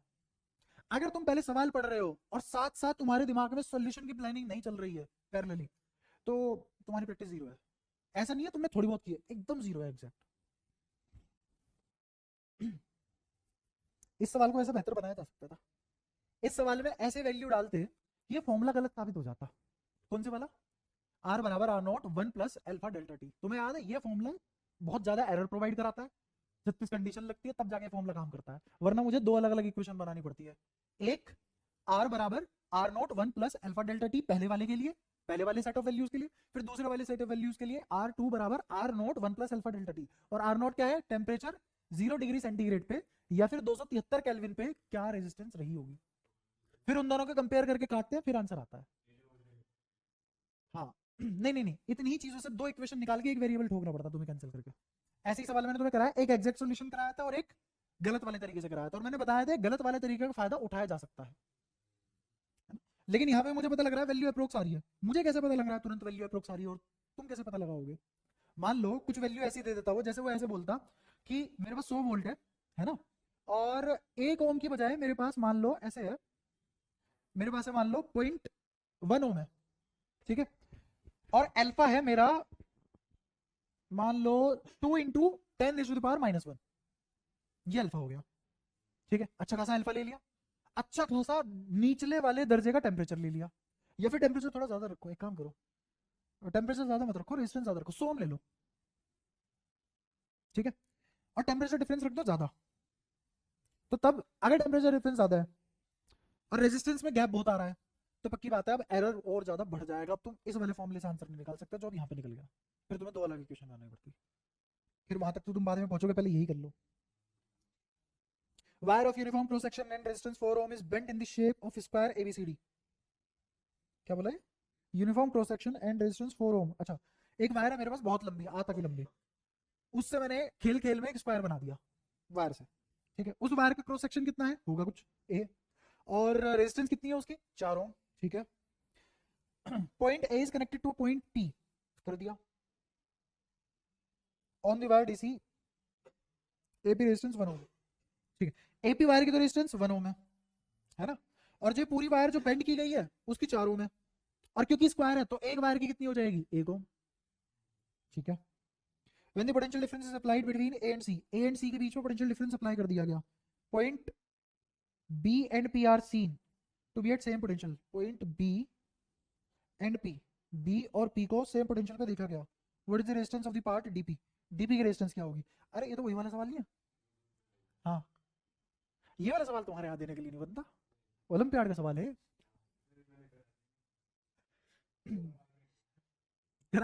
अरे कैसे, बता बता। इसका अगर अच्छा सोल्यूशन, एग्जैक्ट सोल्यूशन तुम्हारा मास्टर दे दे जिसने दिया तो भी मैं मान जाऊंगा, मुझे बताओ वही जो गूगल वगैरह पे सोल्यूशन मिलेगा वही तुम्हें फीड कर दिया जाएगा मुंह उठा के एज इट इज। तुम कभी उससे ये सवाल नहीं पूछ पाओगे कि ये जो इसने B and P same potential पे किया है कैसे किया, ये सवाल जो तुम्हें मिला है ये ओलंपियाड का क्यों नहीं है, क्योंकि उसने दे दिया बी और डी, सॉरी बी और पी सेम पोटेंशियल पे दे दिया, देता नहीं है वो। ओलंपियाड का जो एक्चुअल सवाल है उसमें नहीं बताया था बी और पी सेम पोटेंशियल पे, उसने कहा करो पोटेंशियल निकालो, और पोटेंशियल कब आएगी, डीपी की तभी आ सकती है जब बी और पी सेम पोटेंशियल पे आए, और अपने आप आती है, तो तुम्हें कोई इसका ढंग का सॉल्यूशन नहीं प्रोवाइड कर पाएगा। Derive relation between the current and drift velocity, ये तो निकाल ही लोगे, करंट ड्रिफ्ट वेलोसिटी का है ना, चलो कुछ तो उसने तुम्हारे हिसाब से दिया। बढ़िया वाला अच्छा सवाल है ना, और इसमें भी जो 4 ओम है ना, इस 4 ओम की बजाय फंक्शन होगा रेजिस्टेंस का कोई, वो फंक्शन के हिसाब से सवाल सोल्व करना होगा इसको तो, हाँ हाँ इसको तो तुम इजीली फिर भी लपेट सकते हो, जो आज इजी वाला है उसको कर लेते हैं, फिर जब मुझे लगेगा किस दिन तुम लायक हो चुके हो, हाँ फिर असली वाला भी कराऊंगा। सर्कल वाला तो इजी था, ये अच्छा सवाल, इजी तो ये भी है पर उतना बच्चा एग्जाम में नहीं सोच पाता। 4 ओम है मतलब इसको चुपचाप 1 ओम 1 ओम 1 ओम ले लो, ये भी पूरा 1 ओम और ये भी 1 ओम, ठीक है। अगर ये 1 ओम है तो ये कितना हो जाएगा x ओम, तो ये कितना हो जाएगा 1 माइनस x ओम, सही है, ठीक है। अच्छा, what a potential difference when a potential difference is applied between A and C, A और C, A और C के बीच में पोटेंशियल डिफरेंस अप्लाई कर दिया, क्योंकि मुझे साइन नहीं पता तो मैंने ऐसे ही मान लिया। अब साइन तुम अपनी मर्जी से लगा सकते हो, अगर तुम यहाँ प्लस यहाँ माइनस लगाओगे तो बाद में आंसर नेगेटिव आ जाएगा, तुम्हें पता लग जाएगा कि मैंने उल्टी पोलैरिटी ले लिया, बस इतना होगा और कुछ नहीं। Point B and P are same potential, ऐसा करने से पॉइंट पी और बी सेम पोटेंशियल पे आ जाते हैं, what is the resistance of the part DP, ठीक है। ये गिवन है और बाकी सारा सर्किट इस तरीके से है, ठीक है। ये आदमी और ये आदमी सेम पोटेंशियल पे है, अब इस सर्किट को ध्यान से देखो, तो मैंने लगता है ये आदमी और ये आदमी भी सेम पोटेंशियल पे होंगे, ऐसा क्या, नहीं, हाँ पर मुझे ये जरूर पता है जो पोटेंशियल ड्रॉप यहां से यहां आएगा वही पोटेंशियल ड्रॉप यहां से यहां आएगा, वही पोटेंशियल ड्रॉप यहां से यहां आएगा, सही बात है। पहली चीज तो ये दिमाग में रखो, दूसरी चीज क्या दिमाग में रखनी है, अगर इसका और इसका पोटेंशियल सेम है तो मैं यहां से यहां आ जाऊं और यहां से यहां चला जाऊं तो नेट पोटेंशियल 0 होगी। अरे सेम पोटेंशियल पे आ रहे हो, नेट पोटेंशियल आ जाओ, बस यही सवाल है और क्या, खत्म। यहां से आगे ड्रॉप कितना आई इंटू 1, ठीक है। अच्छा आई तो मुझे पता नहीं है, तो अब कैसे करें, आई थोड़ा ना पता है। हम्म। और अगर मैं आई पे जाऊंगा सवाल बहुत बड़ा हो जाएगा, जितना ए से बी चलने पे ड्रॉप आएगा उतना ही ए से पी जाने पे आएगा, क्यों? हाँ बिल्कुल, ए से पी जाने के एक तो ये रास्ता हो गया और एक ये रास्ता हो गया, एक प्लस एक्स वाला हो गया, हाँ बिल्कुल सही।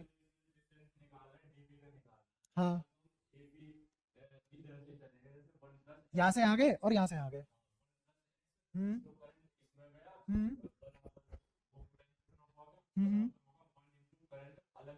हम्म मतलब सीधी सीधी सी बात है, अगर मैंने इसमें करंट मान लो इस वाली में मान लो आई मान लिया मैंने, सही है, तो इसमें चला गया आई माइनस, वैसे सही बताऊं ना, देख यहाँ से आ, यहाँ से आ, ड्रॉप सेम है, इन दोनों में तो जाएगा बराबर,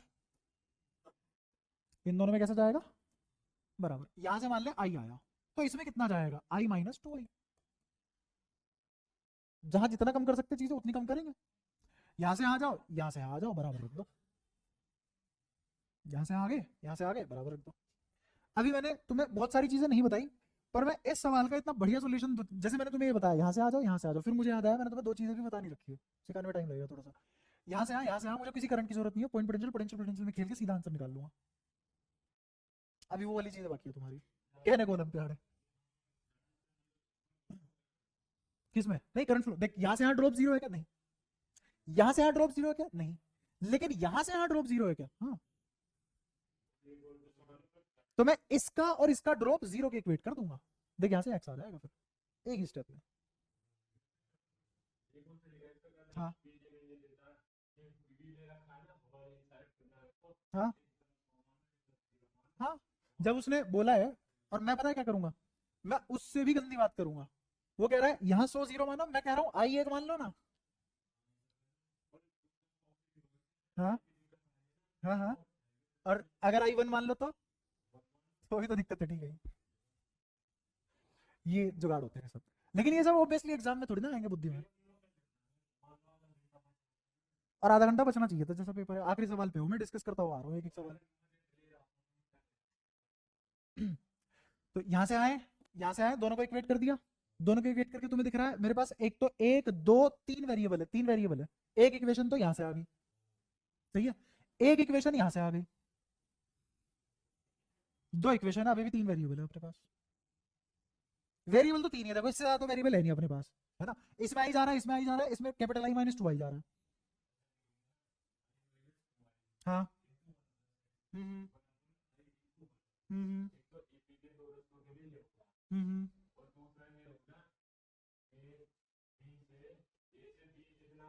मैं बताता हूँ वो जुगाड़ क्या करते हैं, जो तुम्हें वो वाला सॉल्यूशन होता है ना जो तुम्हें हर जगह प्रोवाइड होगा, वही सॉल्यूशन बता रहा हूँ सुनना। एक इक्वेशन, दो इक्वेशन, नहीं, ये और ये एक इक्वेशन, यहां से आगे यहां से आगे बराबर करा है, एक ही तो इक्वेशन है, फिर यहां से यहां जीरो, सॉरी यहां से यहां जीरो से जीरो है, दूसरी इक्वेशन, दो इक्वेशन आ गई। अब तीसरी इक्वेशन पता है कैसे लाऊंगा, क्या इन दोनों की ये वाली रेजिस्टेंस ये वाली रेजिस्टेंस पैरेलल में है, समझना, ये और ये अगर पैरेलल में है तो one plus x is in parallel with one, समझ आया, इज इन पैरेलल विद, अच्छा ये इसके साथ सीरीज में, is in series with one minus x, आती है वाली बात समझ, पक्की बात। अच्छा अब ये पूरा का पूरा सीरीज में था, तो ये पूरा का पूरा पैकेट इसके किस में आ जाएगा, पैरेलल में दो, क्या मैं नेट रेजिस्टेंस निकाल ली सर्किट की, तो नेट करंट की भी तो इक्वेशन बना सकते हैं, ऐसे बनती है तीन इक्वेशन, इसलिए सवाल टफ है, बट अगर किसी के पास तिकड़मबाजी हो और यहां से यहां आने का दम हो, ठीक है, तो ऑब्वियसली मैं टफ तरीके से तो नहीं कराऊंगा, है ना, आगे 10 मिनट का सवाल नहीं बनाना। हम्म हम्म हाँ इतने में भी हो जाएगा। हम्म कैपिटल आ जाएगा। हम्म आर इक्विवेलेंट वी क्यों चाहिए होगा भाई? एक तरफ जीरो है, एक तरफ स्टैंडर्ड वी है, और वो हर पाथ के लिए यहां और यहां भी वी है, यहां से सॉरी इस वाले रास्ते से यहां भी वी है, इस वाले रास्ते से यहां भी वी है, इस वाले रास्ते से यहां भी वी है। हाँ बस, जैसे लास्ट स्टेप में एनसीईआरटी का क्वेश्चन है कि लास्ट स्टेप में आके वी इक्वल टू ईयर से कंपेयर कर दिया तो आई इतना आ गया, आर से आर कंपेयर हो गया। तो बहुत सारे तरीके हैं सवाल को करने के, बट तुम अच्छी दुनिया का गूगल छान मारो, तुम्हें एक ही सॉल्यूशन मिलेगा बस, वही तुम्हें स्कूल में दिया जाएगा। फिर तुम मजे लेना कि सर ऐसे ऐसे भी तो कर सकते हैं, फिर ऐसे ऐसे भी तो कर सकते हैं, तब चिट्ठियां खुलती है क्या अपनी बुद्धि से कितना सोचा आदमी ने। हाँ बुझ लेगा तू, मैंने कहा मैंने। Electric field in region is given by इतना, find the amount of work done in taking a unit positive charge from. वैसे इसका सॉल्यूशन अच्छा वाला कराऊंगा मैं तुम्हें, है ना, अभी कुछ टाइम बाद क्या मतलब, जब दोबारा से क्वेश्चन प्रैक्टिस करेंगे, जब मैं तुम्हें जेई एडवांस वाली सीरीज के क्वेश्चन कराऊंगा तब रखूंगा उधर ये क्वेश्चन, ऑब्वियसली डेलिबरेटली क्लास में ही रखूंगा। ठीक है, unit positive charge from a point 0,3 to 5,0। देखो इसने मुझे इलेक्ट्रिक फील्ड दे दिया एक्स की फॉर्म में, अमाउंट ऑफ वर्क डन पूछ रहा है, क्या मैं सीधा वी पे नहीं कूद सकता? और वी पे कूदने के बाद वी पे कैसे आऊंगा? Q delta we. अच्छा क्यू तो है नहीं मेरे पास, फिर कैसे आऊंगा? क्या है? अरे पॉइंट ए पे आओ ना, मैं तो पहली क्वेश्चन पढ़ा है बस, दूसरा तो पढ़ा भी नहीं है। हम्म अच्छा वर्क डन इन, अच्छा ये लिखा है यूनिट पॉजिटिव छोटा सा, ठीक है ठीक है। Work done in taking unit positive charge, ठीक है यूनिट पॉजिटिव चार्ज है तो ठीक है। अब सीधा सीधा हम किस पे आ गए? वी पे। 0,3 से 5,0 जा रहा है, work done is independent of path followed, सीधा 3 से 5 कूदो, कूद गए। और उतना अगर मेरे पास वी है और मैं वी को क्यू से मल्टीप्लाई कर दूं, वर्क डन आ जाएगा। उससे पहले पर मुझे क्या चाहिए? वी। वी कहां से लाऊंगा? ई दिया हुआ है, ई कितना दिया हुआ है? 40x। हाँ बता।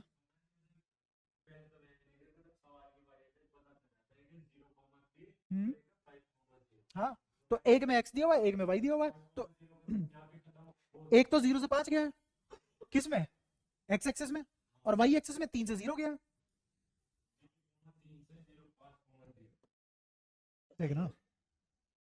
इनिशियल कोऑर्डिनेट बोल, 0,3, तो ये 0 है, ये 3 है, फिर 5,0 तो यही होगा ना।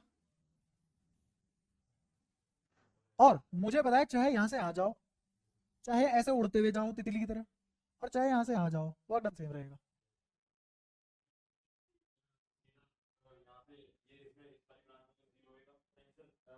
ब्रांच में अरे तार, यहां से यहाँ पोटेंशियल 0, हाँ हाँ। अब मैं बताता हूँ, मेरे को बोलने दे। यहां से यहाँ पे कह नहीं सकता 0,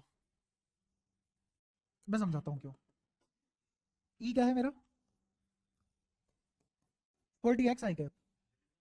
क्या x बदलने से ई बदल रहा है? क्या ई यूनिफॉर्म है? हाँ यूनिफॉर्म में होता है ना ऐसा तो, समझ गया।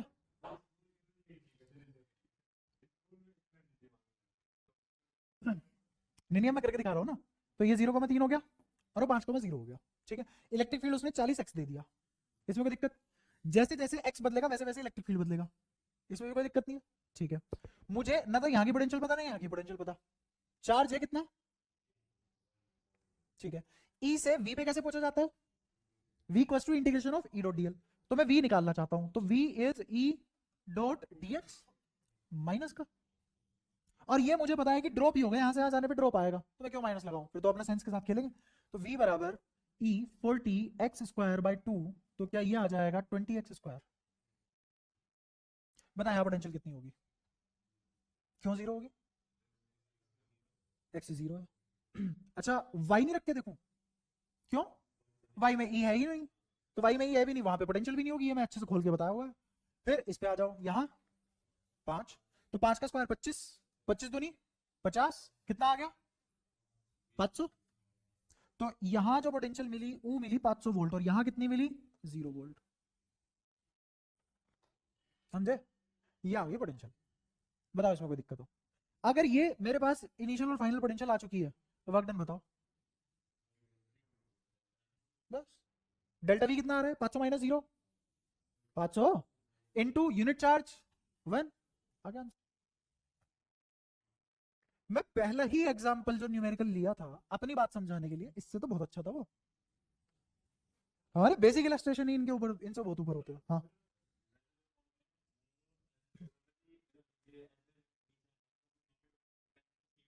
तो यहाँ जो पोटेंशियल यहाँ है, जैसे मान ले मैं नाम ले लेता हूँ वी नॉट, तो यहाँ पे वी नॉट सोच लिया तूने, तो तुझे अब तो बताया ना गलत है।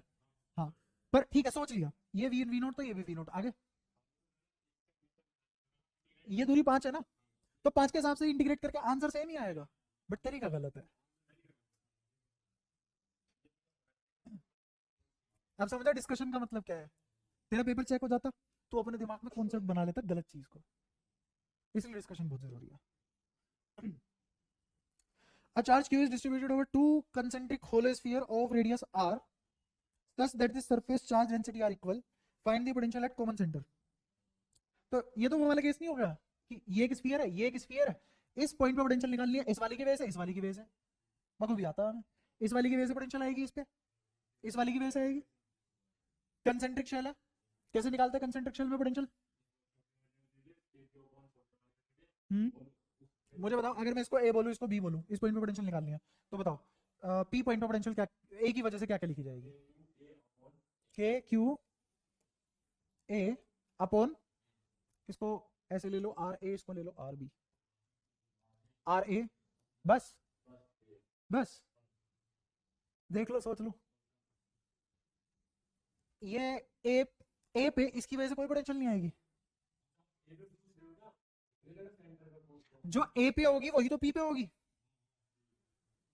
कंसेंट्रिक शेल पढ़ाई थी ना, 1.5 लेक्चर लिया था ना, तो वापस कौन करेगा? करवाओ। गलत है, इसमें ऐड करो भाई साहब, क्या? K Q B upon R B, A की वजह से ही सेंटर पे आएगी, और बी की वजह से क्या आएगी सेंटर पे? K Q A plus Q B upon R B. आप समझते रहना क्यों लिख दिया मैंने ये दोनों, क्योंकि इस पे तुमने 1.5 लेक्चर खाया है। तो अगर जो जो मैं क्लास में साथ के साथ कराता चलता हूँ, अगर तुम उसको तमीज में करते चलो, जो आखिरी सवाल है जिसमें तुम अटकने की कोशिश कर रहे थे, क्योंकि बंदा अटकने की कोशिश करता तभी अटकता है इतनी मेहनत के बाद, ये तुम एक लाइन में लिखते और मुझ करते, ठीक है? पेपर एक एक शब्द पढ़ के पूरा सॉल्यूशन समय डिस्कस हुआ है। पेपर कितने घंटे का था तुम्हारे? 3 घंटे का पेपर था। डिस्कशन में कम टाइम लग रहा है तुम्हें जितना सोल्व करने में लग रहा है। अगर मेरे पास पेन पेपर पेंसिल हो, या फिर मेरे पास नहीं तुम्हारे पास हो, और मैं कह रहा हूं ईमानदारी से तुमने एक एक लेक्चर ढंग से पढ़ रखा हो, ये पेपर 1.5 घंटे का नहीं है। और तुम्हारी पूरी क्लास में, जैसे तुम्हारी शक्लें बता रही, तुम्हारी पूरी क्लास में टॉफियां बट रही होंगी, पेपर बहुत टफ था इस नाम की, है ना? उन्हें कौन बताए ये पेपर मुश्किल नहीं है। अगर फिजिक्स को फिजिक्स की तरह पढ़ा जाए, है नहीं, मतलब अच्छा है पेपर, सीबीएसई के हिसाब से अच्छा है, मजा है, पर हाँ, ऐसे टफ नहीं है बच्चा रो जाए, है ना? वैसा पेपर कब आता है? जब वो एग्जाम्पलर के लास्ट के 5 सवालों में से चीजें पूछना शुरू कर दे, पूरा पेपर उन्हीं से पूछ ले। 7 चैप्टर थे ना पूछने को, तो 7 चैप्टर के 7 चैप्टर के एग्जाम्पलर में क्वेश्चन है, एग्जाम्पलर के लास्ट के 5 क्वेश्चन होते हैं, सारा पेपर उन्हीं क्वेश्चन 5-5 क्वेश्चनों में से बना दो। तब तो बोले बच्चा यार टफ था, सारा इस पेपर टफ था, तब तो बोले भाई। क्या बचेगा कौन मतलब? बच्चे का तुम तो अब भी खत्म हो, अभी कौन सा जी रहे हो तुम? नंबर बता देना मुझे जब तुम्हारे आएंगे, अभी तुम्हारी शक्लें बता रही है, वैसे तो नहीं परफॉर्म कर रहे जैसे मैं चाह रहा हूँ, जबकि छुट्टियां भी मिल गई तुम्हें, परसों छुट्टी थी तुम्हारी, कल छुट्टी थी, है ना? क्या कीजिएगा इतनी छुट्टी होगा, गलत बात है, मजा नहीं आ रहा। ऐसे उम्मीद टूटती है पढ़ाने वाले की, यार मैंने तो इतना सब कुछ करा दिया, पूरा न्यौछावर कर दिया, अपनी साइड पे पता नहीं क्या क्या सेक्रीफाइस कर लिया, क्या जीवन में अच्छा कर सकते थे और क्या पढ़ा रहे हैं। जब तक बच्चा अच्छा ना मिले ना, सच बता रहा हूँ, एक मोमेंट बाद सच में बंद कर जाता है पढ़ाने का। तो बच्चे के ऊपर बहुत डिपेंड करता है कि टीचर कितना अच्छा पढ़ाता है सच में। और तुम्हें लग रहा हो कि ठीक है मैंने अपने एफर्ट डाले हैं, जिस दिन तुम अच्छे से पढ़ना शुरू कर दोगे ना, उस दिन तुम मेरे से बात करना कि हाँ आज मैं कैसा पढ़ाना चाहता हूँ, और अगर तुम वो चीज पढ़ना चाह रहे हो जो मैं पढ़ाना चाहता हूँ, तब तुम इस मोहमाया से निकल चुके हो कौन टीचर है कौन बच्चा है। उस लेवल से तुम बाहर निकल चुके हो। फिर तुम्हें पेपर बनाने वाले की मेंटालिटी तक पता होगी उस सब्जेक्ट को लेके, तो आराम से तुम फुल स्कोर कर सकते हो। टेंशन मत लो, जो ये पेपर बना है सीबीएसई में उतना भी टफ नहीं आएगा, इससे इजी आएगा सीबीएसई में। बट हाँ, हमने जो पढ़ा है, हम क्यों टफ नहीं बोल रहे, क्योंकि हमने तैयारी यार उससे बहुत अच्छे लेवल की है, बहुत अच्छे लेवल की है उससे, तो इसलिए हम टफ नहीं बोल सकते। इसलिए तुम लोग जस्टिफाइड नहीं हो टफ बोलने के। बाकी बच्चे टफ बोल रहे, जस्टिफिकेशन है उनके लिए, पेपर देखा मैंने, तुम नहीं बोल सकता, रीजन है उसका। सही है, यही वाली बात है बस। जैसे अगर कोई मेरा बच्चा नहीं है तो मैं उसकी जिम्मेदारी उठाने से मना कर सकता हूँ, बोल दूंगा यार बहुत मुश्किल है इसको बच्चे को संभालना। लेकिन अगर मेरा खुद का बच्चा है वो, तो नहीं बोल सकता मैं कि बहुत मुश्किल है इसको संभालना। वही सब जिम्मेदारी आप ही की है। तो अगर तुमने इतनी पढ़ाई की है, यहाँ बैठे हो तुम इतने इतने घंटे, तुम 2 2 घंटे 3 3 घंटे 4 4 घंटे बैठ के पढ़े हो, रेगुलर आए हो, तुमने अपनी नींद खराब की है, तुम ये टाइम एंजॉय कर सकते थे, हकूना मटाटा देख सकते थे, बट नहीं, you choose to be here. फिर भी तुम फेल हो रहे हो अच्छा परफॉर्म करने में। ये तो कोई मजे वाली बात नहीं है, तो मजे ही ले लेते रोज जैसे। मतलब कितने हफ्ते में 4 क्लास ले लग गए अब हम, है ना, 2 2 घंटे की एवरेज क्लास होती है, तो हफ्ते में कितना घंटा खराब कर रहे हो तुम अपना, 4 दूनी 8, 8 घंटा खराब कर रहे हो। भाई साहब 8 घंटे में आदमी बढ़िया बढ़िया 3 मूवी देख ले, 3 3 घंटे की। क्योंकि लास्ट वाली एंडिंग और शुरू वाली इनिशिएशन, जिसमें जो फिलर्स फिलर्स कह रहा हूँ, वो जो क्रेडिट्स आते हैं वो क्रेडिट काट दो, तो 3 घंटे की मूवी 2.5 घंटे की बचती है, 2 घंटे 15 मिनट के आसपास की। ट्रायोलॉजी खत्म कर सकते हो तुम एक हफ्ते में, तो सोचो महीने में कितनी मूवीज देख लोगे। तुम अपना कितना प्रीशियस एंजॉयबल टाइम खराब कर रहे हो यहाँ आके, और इसलिए खराब कर रहे हो कि उधर एंजॉय भी नहीं कर पाए और उधर परफॉर्म भी नहीं कर पाए। ये थोड़ा सा गलत लगता है मुझे, या तो करो फिर ढंग से एंजॉय करो, फिर क्या पढ़ाई वढ़ाई में क्या रखा, खुले से एंजॉय करो, कम से कम टेंशन नहीं होगी, तुम्हें पता होगा कि हाँ मेरा पर्पस क्या है। अभी तुम ना फुली एंजॉय कर पा रहे हो ना फुली स्कोर कर पा रहे हो, तो उसमें तुम ऐसे पर्पसलेस से घूम रहे हो, अपाहिज सा, जैसे घबराया हो बच्चा, कभी इधर देख रहा है, ये भी करना है वो भी करना है, चलो थोड़ा सा एंजॉय कर लेते हैं, कोई नहीं ठीक है देख लेंगे, मेहनत तो कर ही रहे हैं।